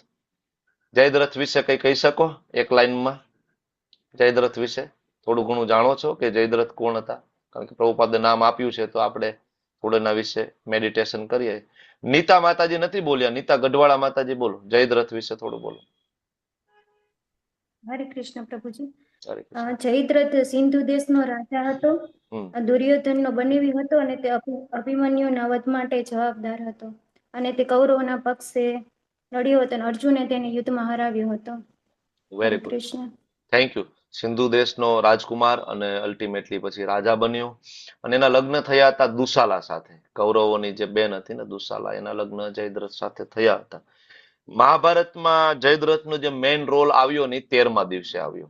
પણ એ દિવસે એવું થયું કે બધા કૌરવોએ ચક્રવ્યૂહ બનાવ્યો અને અભિમન્યુ એ ચક્રવ્યૂહની અંદર ઘૂસી ગયા. બરાબર. અને જયદ્રથે એકચ્યુઅલી ભગવાન શિવજીને પ્રાર્થના કરી હતી, ભગવાન શિવજી પ્રસન્ન થયા હતા જયદ્રથ ઉપર એની તપશ્ચર્યાને કારણે. જયદ્રથે એવું કીધું તું 5 પાંડવોને મારી નાખું, તો શિવજી કે એ તારી ઓકાત બહારની વાત છે, બીજું કંઈક માગ ભાઈ, 5 પાંડવોને તું ના મારી શકે. તો કે હું એક અર્જુનને મારી નાખું, તો કે નહીં, એ બરાબર તારા લેવલની વાત કરતું, અર્જુનનું તું ના પહોંચી શકે, શક્ય નથી. બરાબર, એવું વરદાન ના આપી શકું કારણ કે બધા વૈષ્ણવ હતા ને. તો કે એક કામ કરો ને, તમે એવું કરો કે ભાઈ હું બરાબર કે અર્જુનને તમે યુદ્ધભૂમિથી એ દિવસે એક દિવસથી દૂર મોકલી દો અને આ 4 પાંડવો છે મને મારી ના શકે, આવું તો તમે વરદાન આપી શકો ને. તો અર્જુન સિવાયના 4 પાંડવો એને મારી ના શકે અને અર્જુન યુદ્ધભૂમિ ઉપર એ દિવસે હાજર ના હોય, મતલબ એ જગ્યાએ જે અભિમન્યુનો વધ કરવાનો હતો, આવું એમની પાસેથી વરદાન લીધું શિવજી પાસેથી. બરાબર. અને પછી એને ચક્રવ્યૂહની રચના કરીને અભિમન્યુ એમાં એન્ટર થયા, બધાએ અભિમન્યુને મારી નાખ્યા અને આ 4 પાંડવો કઈ બગાડી ના શક્યા. પછી અર્જુન ભગવાન કૃષ્ણ સાથે બીજી જગ્યાએ ત્યારે લડી રહ્યા હતા કારણ કે આ યોજનાનો ભાગ હતો. અભિમન્યુને એકચ્યુઅલી વહેલું જતું રહેવાનું હતું, તમને પછી ખ્યાલ આવશે કે આવું શું કામ થયું. અભિમન્યુ ચંદ્રના પુત્ર હતા ને ચંદ્ર એકચ્યુઅલી એમના બાળકને મોકલવા નહોતા માંગતા ભગવાનની લીલામાં. તો પછી ચંદ્રએ રિક્વેસ્ટ કરી હતી મોકલું તો ખરી પણ ફટાફટ મોકલી દેજો તરત જ. એટલે સૌથી પહેલા અભિમન્યુ જતા રહ્યા હતા વહેલા. બરાબર, એટલા માટે સૌથી પહેલા એ હણાયા હતા. બરાબર. તો જયદ્રથ જે છે આ બધાને રોકવા માટે સક્ષમ થઈ ગયા અને જ્યારે અભિમન્યુ હણાઈ ગયા ને, બરાબર, આનાથી મૃત્યુ પામ્યા, તો અર્જુને ઓન ધ સ્પોટ પ્રતિજ્ઞા લઈ લીધી ત્યારે કે આવતીકાલની સાંજે છે જયદ્રથ નહીં જોવે. બરાબર. અને જો જયદ્રથ બચી જાય તો હું અગ્નિ સમાધિ લઈ લઈશ, તો પછી હું અગ્નિ સમાધિ લઈ લઈશ. ભગવાનની સામે જ અર્જુને તરત આ પ્રતિજ્ઞા લીધી. બીજો દિવસ આવ્યો, સાંજ સુધી અર્જુન જયદ્રથને ગોતે છે પણ જયદ્રથ છે છુપાઈ ગયો હતો, યુદ્ધભૂમિ છોડીને ભાગી ગયો હતો, છુપાઈ ગયો હતો. અને જેવું સંધ્યા થઈ ગઈ ને, દી આથમી ગયો ને, પછી જયદ્રથ છે એ આવ્યો વાટતે ગાટતે રથમાં બેસીને, ભાઈ હવે તો અર્જુન છે બરાબર અગ્નિ સમાધિ લઈ લેશે અને હું જીતી ગયો. પણ જેવો જયદ્રથ બહાર નીકળ્યો ને, બરાબર, અને જેવો યુદ્ધભૂમિ ઉપર આવ્યો ને અર્જુનની સામે આવ્યો અને થોડી વાર પછી જોયું તો તરત પાછો સૂર્યનારાયણ ભગવાન પ્રગટ થઈ ગયા. ત્યારે એ બધાને ખબર પડી, ખાસ તો શકુનીને ખબર પડી કે નહીં નહીં ભાઈ, આ તો સૂર્યાસ્ત થયો નહોતો, આ તો ભગવાનની માયા હતી, કૃષ્ણની માયા હતી. કારણ કે ભગવાન પોતે કાલ છે ને, તો ભગવાન માટે કઈ મોટી વાત નથી દિવસનું રાત કરી દેવું, રાતનો દિવસ કરવો, અને સંધ્યા ના હોય તો સંધ્યા કરી દેવી, કે ભગવાન માટે કઈ બહુ મોટી વાત નથી. કારણ કે ભગવાનની ઘણી બધી શક્તિઓમાંથી કાલ એક શક્તિ છે. તો કાલ ભગવાનને આધીન છે. ભગવાન કે તો દિયા હાથમે થાય ને ભગવાન કે તો ના થાય, સંધ્યા થાવ્યો જ થાય ને તો ના થાય. બરાબર. ત્યારે જયદ્રથને ખબર પડી કે આ તો ગયા. જયદ્રથ જેવો ભાગવા જાય છે ને અર્જુન એને મારી નાખે છે.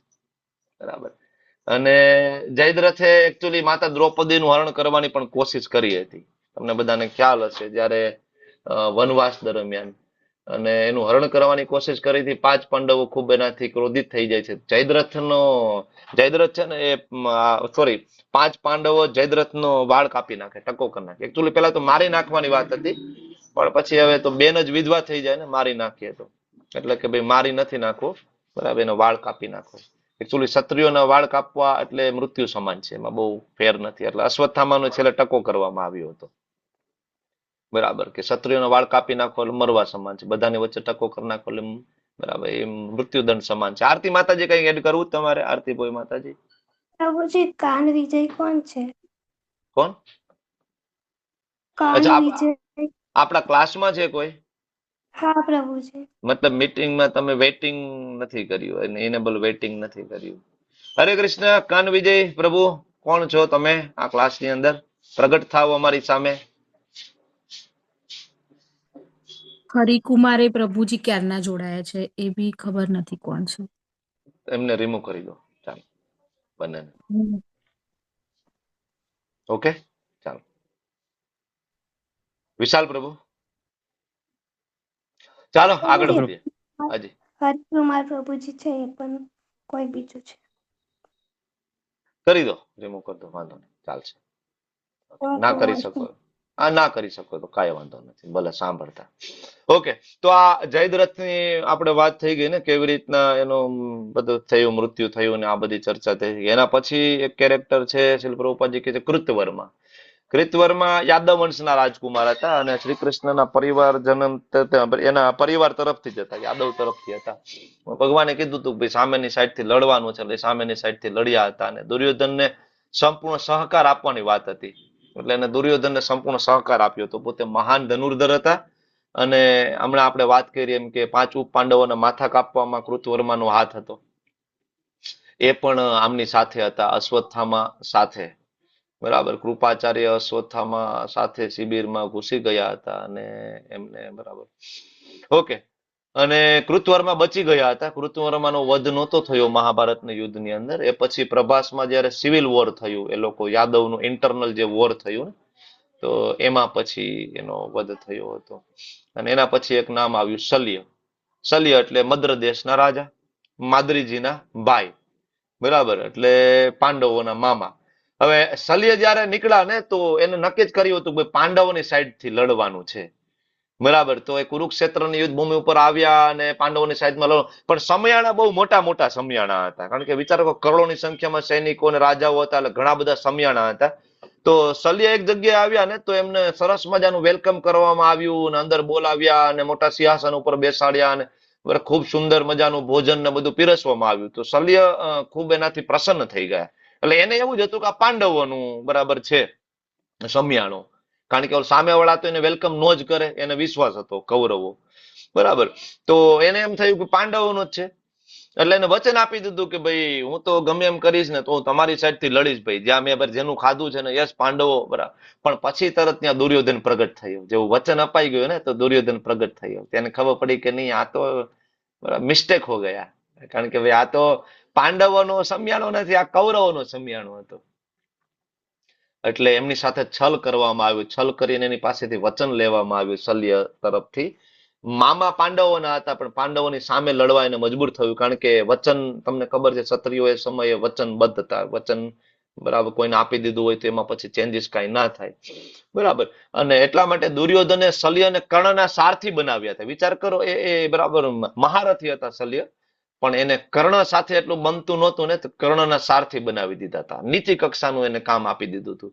અને શલ્ય શું કરતા હતા એકચ્યુઅલી? કર્ણના સારથી બન્યા હતા ને, શલ્યનું ત્યાં સારથી બનીને કામ એવું હતું કે એવા શબ્દો બોલતા હતા કર્ણ માટે કે કર્ણનું મનોબળ તૂટી જાય. એટલે શલ્ય હતા સામેની સાઈડમાં, પણ છતાં લડતા હતા કૃષ્ણ પક્ષમાં રહીને. બરાબર, તીર તો ચલાવવું જ પડે, પણ બોલવા માટે તો છૂટ હતી ને. તો શલ્ય એવા એવા વચનો બોલતા હતા કે કર્ણના સારથી હતા, તો કર્ણનું ટોટલ મનોબળ છે તૂટી જાય. બરાબર, આ રીતના. ઓકે, તો શલ્ય જનરલી છેલ્લા સેનાપતિ તરીકે પણ હતા. તમને ખબર, જયદ્રથ ને દ્રોણ ને કર્ણ ને એના પછી બધું ખતમ થવા આવ્યું ત્યાર સુધી શલ્ય છેલ્લે સુધી હતા. ઓકે, ચાલો. તો આના ઉપરથી એ ખબર પડે કે ભાઈ કોનો સાથ દેવો. બરાબર, તમે ગમે એટલા તમારી પાસે સુરા હોય. બરાબર, એક આમાં બીજો શબ્દ હતો, એક પ્રેક્ટિકલ ટીચિંગ તમને પૂછું, ચાલો તમે કયો. આમાંથી એક શબ્દ શ્લોકમાંથી પકડીને શું પ્રેક્ટિકલ આપણે શીખી શકીએ જીવનમાં? એનીબડી કઈ આઈડિયા આવે છે? થોડું બ્રેન સ્ટોર્મિંગ કરો. ચાલો, દિમાગ થોડુંક લગાવવો જોઈએ. કલ્પતરુ પ્રભુ શું કહો છો? હરે કૃષ્ણ પ્રભુ. Yes, આમાં એવું કે છે ગમે એટલા સુરવીરો હોય પણ અધર્મની સાઈડ પર હોય તો એમનો અંત નિશ્ચિત છે. બરાબર છે, તમારી વાત સાચી છે. જોઈ માતાજી, કોઈ એક શબ્દ પકડીને કહેશો? હરે હરે કૃષ્ણ પ્રભુજી. એની અંદર જે કીધું છે ને કે અનેક વીરો મારી સાથે છે, એટલે કે અભિમાન હોવું કે છે ને, અભિમાન જેને હોય છે. દુર્યોધન ને અભિમાન હતું કે છે ને મારી સાથે 18 અક્ષરની સેના છે. Okay, thank you. હું કહી દઉં તમને, આમાં એક શબ્દ છે મદ અર્થે. મદ અર્થે, જ્યારે આમને કહ્યું ને મદ અર્થે, એનો મતલબ એવો કે એ પોતાની ઇન્દ્રિયોની તુષ્ટિ માટે, મત મારા માટે. હકીકતે જે કાંઈ હોય કોના માટે હોવું જોઈએ? યત કરોસી યજ્ઞાસી યજ્જોસી દદાતી યત યત તપસ્યસી કુંતે તત્કુરુષુ મત અર્પણમ. કોના માટે હોવું જોઈએ? કૃષ્ણ માટે, ભગવાન માટે. પણ આયા મદ અર્થે, મારા માટે. તો જો તમે તમારી ઇન્દ્રિયોને સેન્ટરમાં રાખશો તો શું થશે? ત્યક્ત જીવિતા, તો પ્રાણ તો જશે ભાઈ. બરાબર, તમારી ઇન્દ્રિયોને સેન્ટરમાં રાખશો તો પ્રાણ તો જશે, મતલબ નીચલીઓની તો મળશે ને મળશે. કારણ કે સેન્ટરમાં તમે છો, સેન્ટરમાં કૃષ્ણ નથી. એટલે અહીંયા સેન્ટરમાં દુર્યોધન છે મદ અર્થે. બરાબર, સેન્ટરમાં આપણે ના હોવા જોઈએ, સેન્ટરમાં ભગવાન હોવા જોઈએ. એ નહીં હોય તો પછી નાના શસ્ત્ર પ્રહારણા, તમારી પાસે ગમે એટલું હોય, શસ્ત્ર હોય, તમારી પાસે મોડર્ન ટેકનોલોજીસ હોય, વોટ એવર, ગમે એ હોય, પણ છેલ્લે શું થશે? ત્યક્ત જીવિતા. તમે ભલે ને વિશારદ હોય, તમે એક્સપર્ટ હોય, પણ આ જગતનું કોઈ પણ એક્સપર્ટ, આ જગતના કોઈ પણ ટેકનોલોજી તમને બચાવી શકશે નહીં. કોઈ મેડિકલ સાયન્સ તમને બચાવી શકશે નહીં. બરાબર, નીચલી યોનિમાં જતા. તો એ પ્રેક્ટિકલ ટીચિંગ્સ આપણે આમાંથી લઈ શકીએ. હવે આગળ 10મા શ્લોકની અંદર અપર્યાપ્તમ તદસ્માકમ. હવે એકચ્યુઅલી કમ્પેરિઝન કરવામાં આવી છે. શું કમ્પેરિઝન કરવામાં આવી છે? તો કે ભાઈ એક બાજુ તો ભીમ છે ને એક બાજુ ભીષ્મ છે. બરાબર, એક બાજુ ભીમ છે ને એક બાજુ ભીષ્મ છે. આપણું સૈન્ય બળ અમાપ છે અને સામેવાળાનું પૂર્ણપણે રક્ષાયેલું છે, પણ ભીમ છે ને તો એ સીમિત છે. એકચ્યુઅલી ભીમની ઈર્ષા એને પહેલેથી જ થતી હતી, તમને ખબર છે. અને ભીમની ઈર્ષા એટલા માટે પણ હતી કે ભીમ દ્વારા જેનો વધ થવાનો તે ખબર પણ હતી, એટલે પોતાનો ભય છુપાવી રહ્યો છે. ભીમની ઈર્ષા કરીને પોતાનો ભય છુપાવી રહ્યો છે. એટલે બે સામે સામે સેનાનું કમ્પેરિઝન છે. બે એક બાજુ ભીમ છે ને. આની અંદર એક પ્રેક્ટિકલ ટીચિંગ શું છુપાયેલી છે? કમ્પેરિઝન ની અંદર એક વસ્તુ ખૂટે છે, કેલ્ક્યુલેશનમાં એક વસ્તુ ખૂટે છે. શું ખૂટે ધાર્મી માતાજી? કે આપણે સામેવાળાને કમજોર ના સમજવા જોઈએ. Okay, thank you. જિજ્ઞા માતાજી? કૃષ્ણના પક્ષે નથી, કૃષ્ણ કૃષ્ણના પક્ષે નથી, પણ આમાં સૌથી ઇમ્પોર્ટન્ટ છે ને કમ્પેરિઝન કરી છે ભીષ્મ અને ભીમ વચ્ચે, પણ એ ભગવાન કૃષ્ણને ભૂલી ગયો. એ નથી જોતો કે સામે કૃષ્ણ છે. કમ્પેરિઝનમાં કૃષ્ણ તો ક્યાંય છે જ નહીં. બરાબર, તો ગણતરીમાં મિસ્ટેક થઈ ગઈ. ખરેખર તો સામેની સાઈડમાં કોઈ યોદ્ધા હોય તો એ કૃષ્ણ હતા, ભલે હાથમાં શસ્ત્ર હોય કે ના હોય, પણ એ ભૂલી જ ગયા છે કે નહીં, કૃષ્ણ તો યુદ્ધ લડવાના જ નથી. બરાબર, ભીમાભિરક્ષિતમ, એટલે એને ખાલી ભીમનું નામ લીધું છે. બરાબર, ઓકે. નાનો એવો એનો ભાવાર્થ છે. ઓકે, ચાલો તમે વાંચો, ભાવાર્થ વાંચો, 10માનો ભાવાર્થ વાંચો. જુહી માતાજી ભાવાર્થ વાંચો. કમોન ફાસ્ટ, હરી બોલ. હરે કૃષ્ણ. ચાલો દેવ્યાની માતાજી વાંચો. હરે કૃષ્ણ પ્રભુજી. હરે અહીં કૃષ્ણ. દુર્યોધને તુલનાત્મક સૈન્ય બળનો અંદાજ રજૂ કર્યો છે. તેમ વિચારે છે કે અત્યંત અનુભવી સેનાનાયક પિતામહ ભીષ્મ દ્વારા પોતાની સેના દ્વારા વિશેષ સુરક્ષિત હોવાને કારણે તેની સશસ્ત્ર સેનાની શક્તિ અમાપ છે. બીજે પક્ષે પાંડવોની સેના સીમિત છે, કારણ કે તેનું રક્ષણ એક અલ્પ અનુભવી નાયક ભીમ કરે છે, કે જે ભીષ્મની સરખામણીમાં નગણ્ય છે. દુર્યોધન સદા ભીમનો દ્વેષ કરતો હતો, કારણ કે તે જાણતો હતો કે જો પોતાનું મરણ નિપજશે તો તે એકમાત્ર ભીમ દ્વારા જ થશે. પરંતુ તે સાથે જ તેને ભીષ્મની ઉપસ્થિતિને લીધે પોતાના વિજય માટે દ્રઢ વિશ્વાસ હતો, કારણ કે પિતામહ ભીષ્મ અત્યંત ઉત્કૃષ્ટ સેનાપતિ હતા. પોતે યુદ્ધમાં વિજય થશે એવા પોતાના નિર્ણય વિશે તેને ખાતરી હતી. હરે કૃષ્ણ. હરે કૃષ્ણ. Okay, thank you. ચાલો આગળના શ્લોક તરફ આગળ વધીએ. માટે સૈન્ય વ્યૂહમાં પોતપોતાના મોખરાના સ્થાનો પર રહીને આપ સૌ પિતામહ ભીષ્મની પૂરેપૂરી સહાયતા કરો.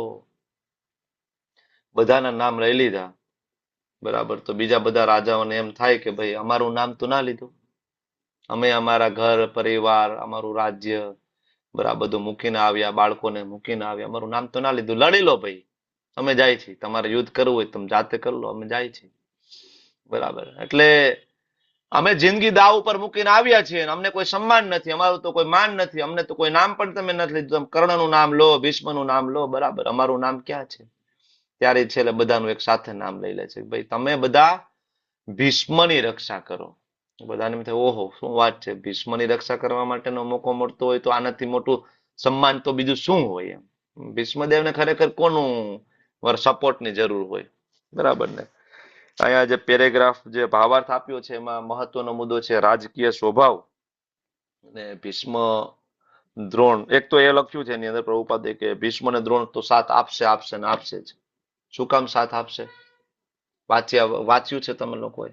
શું કામ ભીષ્મ અને દ્રોણ તો સાથ આપશે જ? હર્ષા માતાજી બોલો, શું કામ ભીષ્મ અને દ્રોણ સાથ આપશે જ? કારણ કે જયારે દ્રૌપદી વચ્ચે ચીરહરણનો પ્રસંગ થયો હતો ત્યારે બંનેમાંથી કર્યો, એટલે એને ખબર હતી કે ભીષ્મએ ગાદી સાથે જે પ્રતિજ્ઞા કરી છે તો એ સાથે એમાંથી નહીં શકે. Perfect, perfect. તો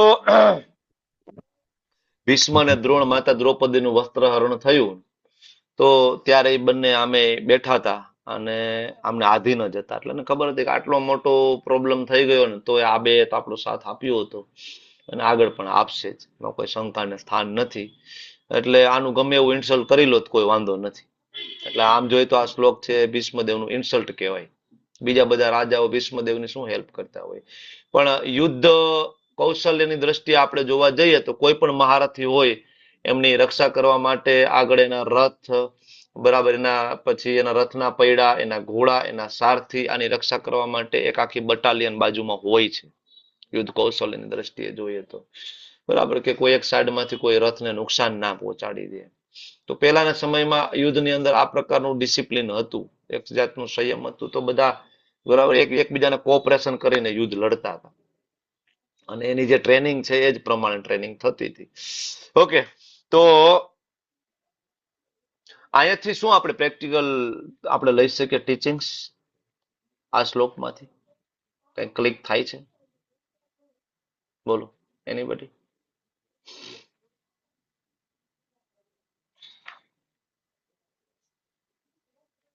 જય શ્રી સુમંગલા માતાજી બોલો જોઈએ, શું ક્લિક થાય છે?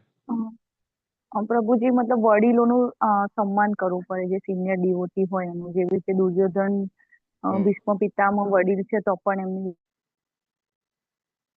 ઓકે, મતલબ એવું વડીલોનું સન્માન કરવું જોઈએ. બીજું શું પ્રેક્ટિકલ? જુહી માતાજી શું લઈ શકે પ્રેક્ટિકલ આસ્પેક્ટ આમાંથી? પ્રભુજી આમાંથી પ્રેક્ટિકલ એસ્પેક્ટ એ પણ લેવાય કે છે ને એને છે ને ભીષ્મ પિતામહ મતલબ જે ભીષ્મ દુર્યોધનને બીજા લોકોને માન આપવું જોઈએ, જે એને એવું કીધું કે આ લોકોનું માન નહીં આપ, બીજા લોકો જે છે એમનું માન નહીં આપવું, તે પાછા મારી જોડે લડશે નહીં કે ખોટું લાગી જશે. એટલે આપણા કરતા નાના બી લોકો હોય તો ડિવોટીને આપણે માન સન્માન આપવું જોઈએ એમ. એ ભલે આપણા કરતા ઓછા આપણા પછી બી જોઈન થયા હોય પણ એ આપણા પહેલા બી આગળ નીકળી જઈ શકે છે એમ એવી રીતે. પરફેક્ટ. એકચ્યુઅલી આની અંદર પ્રેક્ટિકલ ટીચિંગ એવી છે કે ભાઈ ઇસ્કોન જે મુવમેન્ટ છે મિશન છે આપણું, અને મિશનની અંદર દરેક ઇવન નવા ભક્તો હોય નાના ભક્તો હોય આ બધાને આપણે સાથે લઈને આગળ ચાલવાનું છે. નહીં કે હું એકલો ભક્તિ કરું કે નહીં કે હું એકલો પ્રચાર કરું, નહીં. યથા ભાગ સમસ્ત બધા જે કોઈ જેટલું પણ સહયોગ આપી શકે તો બધાની સેવા લેવાની છે ને બધાની સેવાને એપ્રિશિએટ કરવાની છે. કોઈ નાની એવી કોવર્સની સેવા હોય તો એને પણ આપણે એપ્રિશિએટ કરીએ, એડમિનની સેવા હોય આપણે એપ્રિશિએટ કરીએ, કોઈ ખાલી શ્લોક પઠન માટે આવે આપણે એને એપ્રિશિએટ કરીએ, બરાબર. નાનામાં નાની સેવા ને આપણે એપ્રિશિએટ કરવું જોઈએ ને આપણે આપણા મન આપણા માઇન્ડને ટ્રેન કરવું જોઈએ એપ્રિસિએશન માટે.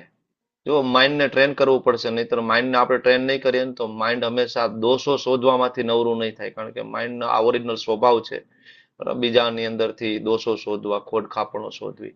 તો માઇન્ડને આપણે ટ્રેન કરવું પડશે એપ્રિસિએશન માટે.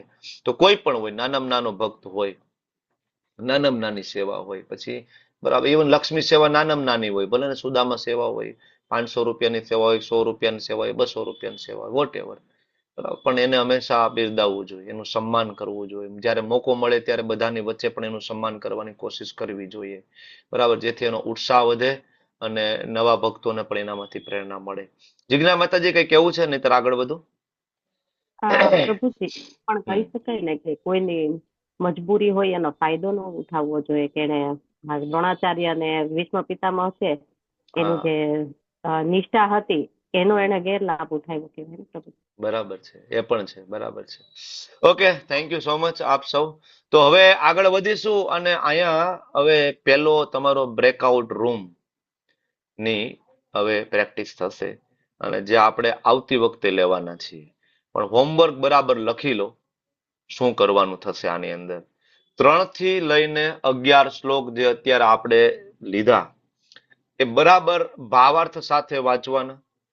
દરેક શ્લોકની અંદર તમારે એ વસ્તુ શોધવાની છે કે એમાં દુર્યોધનની ડિપ્લોમેસી એટલે કે મુત્સદ્દીગીરી ક્યાં ક્યાં છે. તમને એવું કયા શ્લોકમાં એવું લાગ્યું કે આમાં દુર્યોધનનો સ્વભાવ પોલિટિકલ છે, ડિપ્લોમેટિક છે.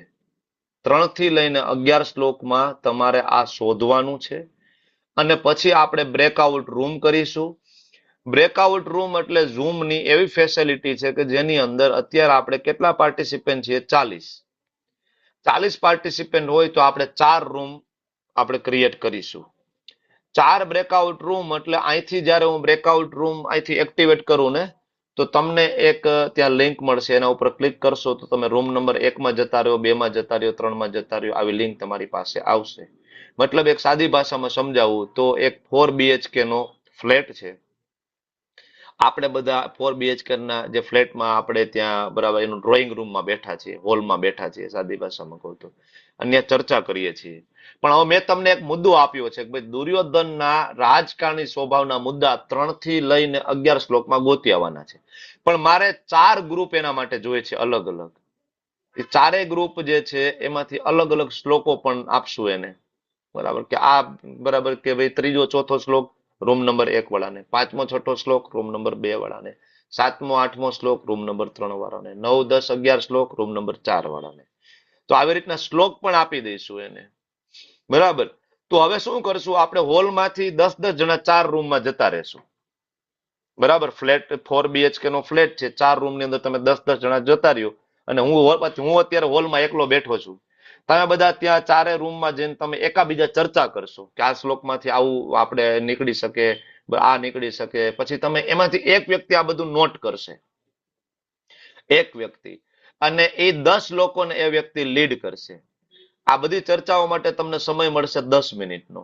10 મિનિટમાં તમારે ચર્ચા પણ કરી લેવાની, એ 2 શ્લોક વાંચી પણ લેવાના અને એના મુદ્દા પણ એ જે લીડર છે એને નોટ કરી લેવાના. તમારે બધા એને આપી પણ દેવાના મુદ્દા લીડરને. અને પછી 10 મિનિટ પૂરી થાય એટલે ફરીથી આપણે બધા ઝૂમમાં આવી જઈશું. જેવું હું બ્રેકઆઉટ રૂમ એક્ટિવેટ કરીશ ને તો અત્યારે 40 પાર્ટિસિપન્ટ છે ને તમારી સામે, તમને 9 જ દેખાશે જે તમારા રૂમમાં હોય એટલા જ. બીજા બધા નહીં દેખાય તમને, બીજા બધાને જે રૂમમાં હશે એને દેખાશે. ઓકે, તો પછી આપણે ફરીથી મળશું 10 મિનિટમાં. પછી તમે બધા ફરીથી 40 ભેગા થઈ જશો, જેમ અત્યારે આપણે છીએ ઝૂમમાં. પછી એમાં 4 જણા એન્ડરેજ કરવાના, જે 4 લીડર છે એને, અને પછી એને બાકીના એની સાથે હતા 10 એને રિપ્રેઝન્ટ કરવાના. આને કહેવાય બ્રેકઆઉટ રૂમની ચર્ચાઓ. આનાથી તમારું જે ટીચિંગ જે કૌશલ્ય છે એ બહાર આવશે, કે આગળ તમે કેટલા સારા ટીચર બની શકો, કેટલું તમે એક્સપ્રેસ કરી શકો. અને આ કરવું બધાએ કમ્પલસરી છે. આગળ આવા ઘણા બધા બ્રેકઆઉટ રૂમ આવશે. શરૂઆત આપણે કાલથી મતલબ નેક્સ્ટ સેશનથી કરશું. આગળ આવા ઘણા બ્રેકઆઉટ રૂમ આવશે અને દરેક બ્રેકઆઉટ રૂમમાં 4 લીડર બનશે. એ 4 નેક્સ્ટ ટાઈમ રિપીટ નહીં થાય, પછી બીજા 4 બનશે, પછી બીજા 4 નેક્સ્ટ ટાઈમ રિપીટ નહીં થાય, ત્રીજા 4 બનશે. એટલે જેટલા પણ આ સર્ટિફિકેટ ભક્તિ શાસ્ત્રી કોર્સ કરે છે એ બધાએ એ કરવું કમ્પલસરી છે અને બહુ સહેલું છે. You don't worry. તમે કાંઈ પણ આવીને બોલશો થોડું ઘણું તો એમાં કઈ ચિંતા નહીં. તમને 2 મિનિટનો સમય મળશે બોલવા માટે, તમારી ચર્ચા માટે પણ. ઓકે, તો એમાં કઈ બહુ અઘરું નથી. તો એક આ પેલી તમારું હોમવર્ક લખી લો. 3 થી લઈને બરાબર જે 11 સોરી 2 થી લઈને 11 જે શ્લોકા છે બરાબર, એ તમારે ચર્ચા કરવાના છે, વાંચીને આવવાના છે. અને એમાંથી દુર્યોધનના ડિપ્લોમેસીના મુદ્દાઓ તમારે એમાંથી કાઢવાના છે બરાબર. અને બીજું એ જ શ્લોકા 2 થી 11 એમાંથી તમારે બીજા મુદ્દા એ પણ કાઢવાના છે કે એમાં યુદ્ધની તૈયારી થઈ હોય એવું ક્યાં ક્યાં તમને લાગ્યું છે. હું તમને બેયનું એક એક ઉદાહરણ આપી દઉં, બેયનું, જેથી તમને ખબર પડે કે શું કરવાનું છે. જેમ કે આપણે જોયું હતું બીજા નંબરના શ્લોકની અંદર કે દુર્યોધને ત્રીજા નંબરના શ્લોકમાં દુર્યોધને એમના ગુરુને કહ્યું દ્રુપદ પુત્રે ન. તો આના ઉપરથી તમને શું લાગ્યું અહીંયા બરાબર પોલિટિકલ સ્વભાવ એનો? તો કે ભાઈ મેણું મારી રહ્યા છે એના ગુરુ સાથે બરાબર. હવે આવું તમે બાકીનું બધું જોઈ લેજો, આગળ ઘણું બધું આવ્યું છે જેના ઉપર તમને ખબર પડશે. અને યુદ્ધની તૈયારી સ્વરૂપે જોશો તમે તો એ પણ તમને એક મુદ્દો કહી દઉં કે ધારો કે ત્રીજા શ્લોકની અંદર યુદ્ધની તૈયારી શું થઈ ગઈ. તમને શું લાગે ત્રીજા શ્લોકની અંદર યુદ્ધની તૈયારી? તો કે પાંડવો તરફથી એનો સેનાપતિ ધુષ્ટધુમ હતો. આની પાછળ એક મોટું કારણ હતું. યુદ્ધની તૈયારી રૂપે આ એનું છે બરાબર, કે ધુષ્ટધુમને એને મૂક્યો છે. અને આની પાછળ મોટું રીઝન છે, એ તમને બધાને ખ્યાલ હશે. ઓકે, શું રીઝન છે એ તો આ ચર્ચા આપણે નેક્સ્ટ ટાઈમ કરવાના છીએ. અને પછી થોડું આપણે આ અત્યાર સુધી જે કઈ ચર્ચા કરી, તમને બધાને પ્રશ્ન થાય કે પ્રભુજી અમે તો ભગવદ્ ગીતા શીખવા માટે આવ્યા અને આપણે તો અહીં કેદુના આપણે ચર્ચા કરી છે, કૃતવર્મા એટલે કોણ ને શલ્ય કોણ ને જયદ્રથની કથા લઈ લીધી. પ્રભુજી આ બધું જાણવાની શું જરૂર? આ લોકો તો અસુર હતા, જયદ્રથ ને દુર્યોધન ને આ બધાને જાણીને શું ફાયદો? તો આના ઉપર પ્રભુપાદનું સરસ મજાનું લેક્ચર છે, એમાંથી થોડાક આપણે મુદ્દાઓ લઈને એના ઉપર આપણે નેક્સ્ટ ટાઈમ સમજવાની કોશિશ કરીશું. અત્યારે હું મારી વાણીને વિરામ આપું છું. ખૂબ ખૂબ ધન્યવાદ. તમે બધા ખૂબ શાંતિપૂર્વક સાંભળ્યું. વાંછા કલ્પતરુભ્યશ્ચ કૃપા સિંધુભ્યૈવ ચ પતિતાનાં પાવનેભ્યો વૈષ્ણવેભ્યો નમો નમઃ. અનંત અનંત કોટી વૈષ્ણવ કી જય. શ્રી પ્રભુપાદ કી જય. ગુરુ મહારાજ કી જય. હરે કૃષ્ણ કૃષ્ણ કૃષ્ણ હરે હરે, હરે રામ રામ રામ હરે હરે. હરે કૃષ્ણ પ્રભુજી.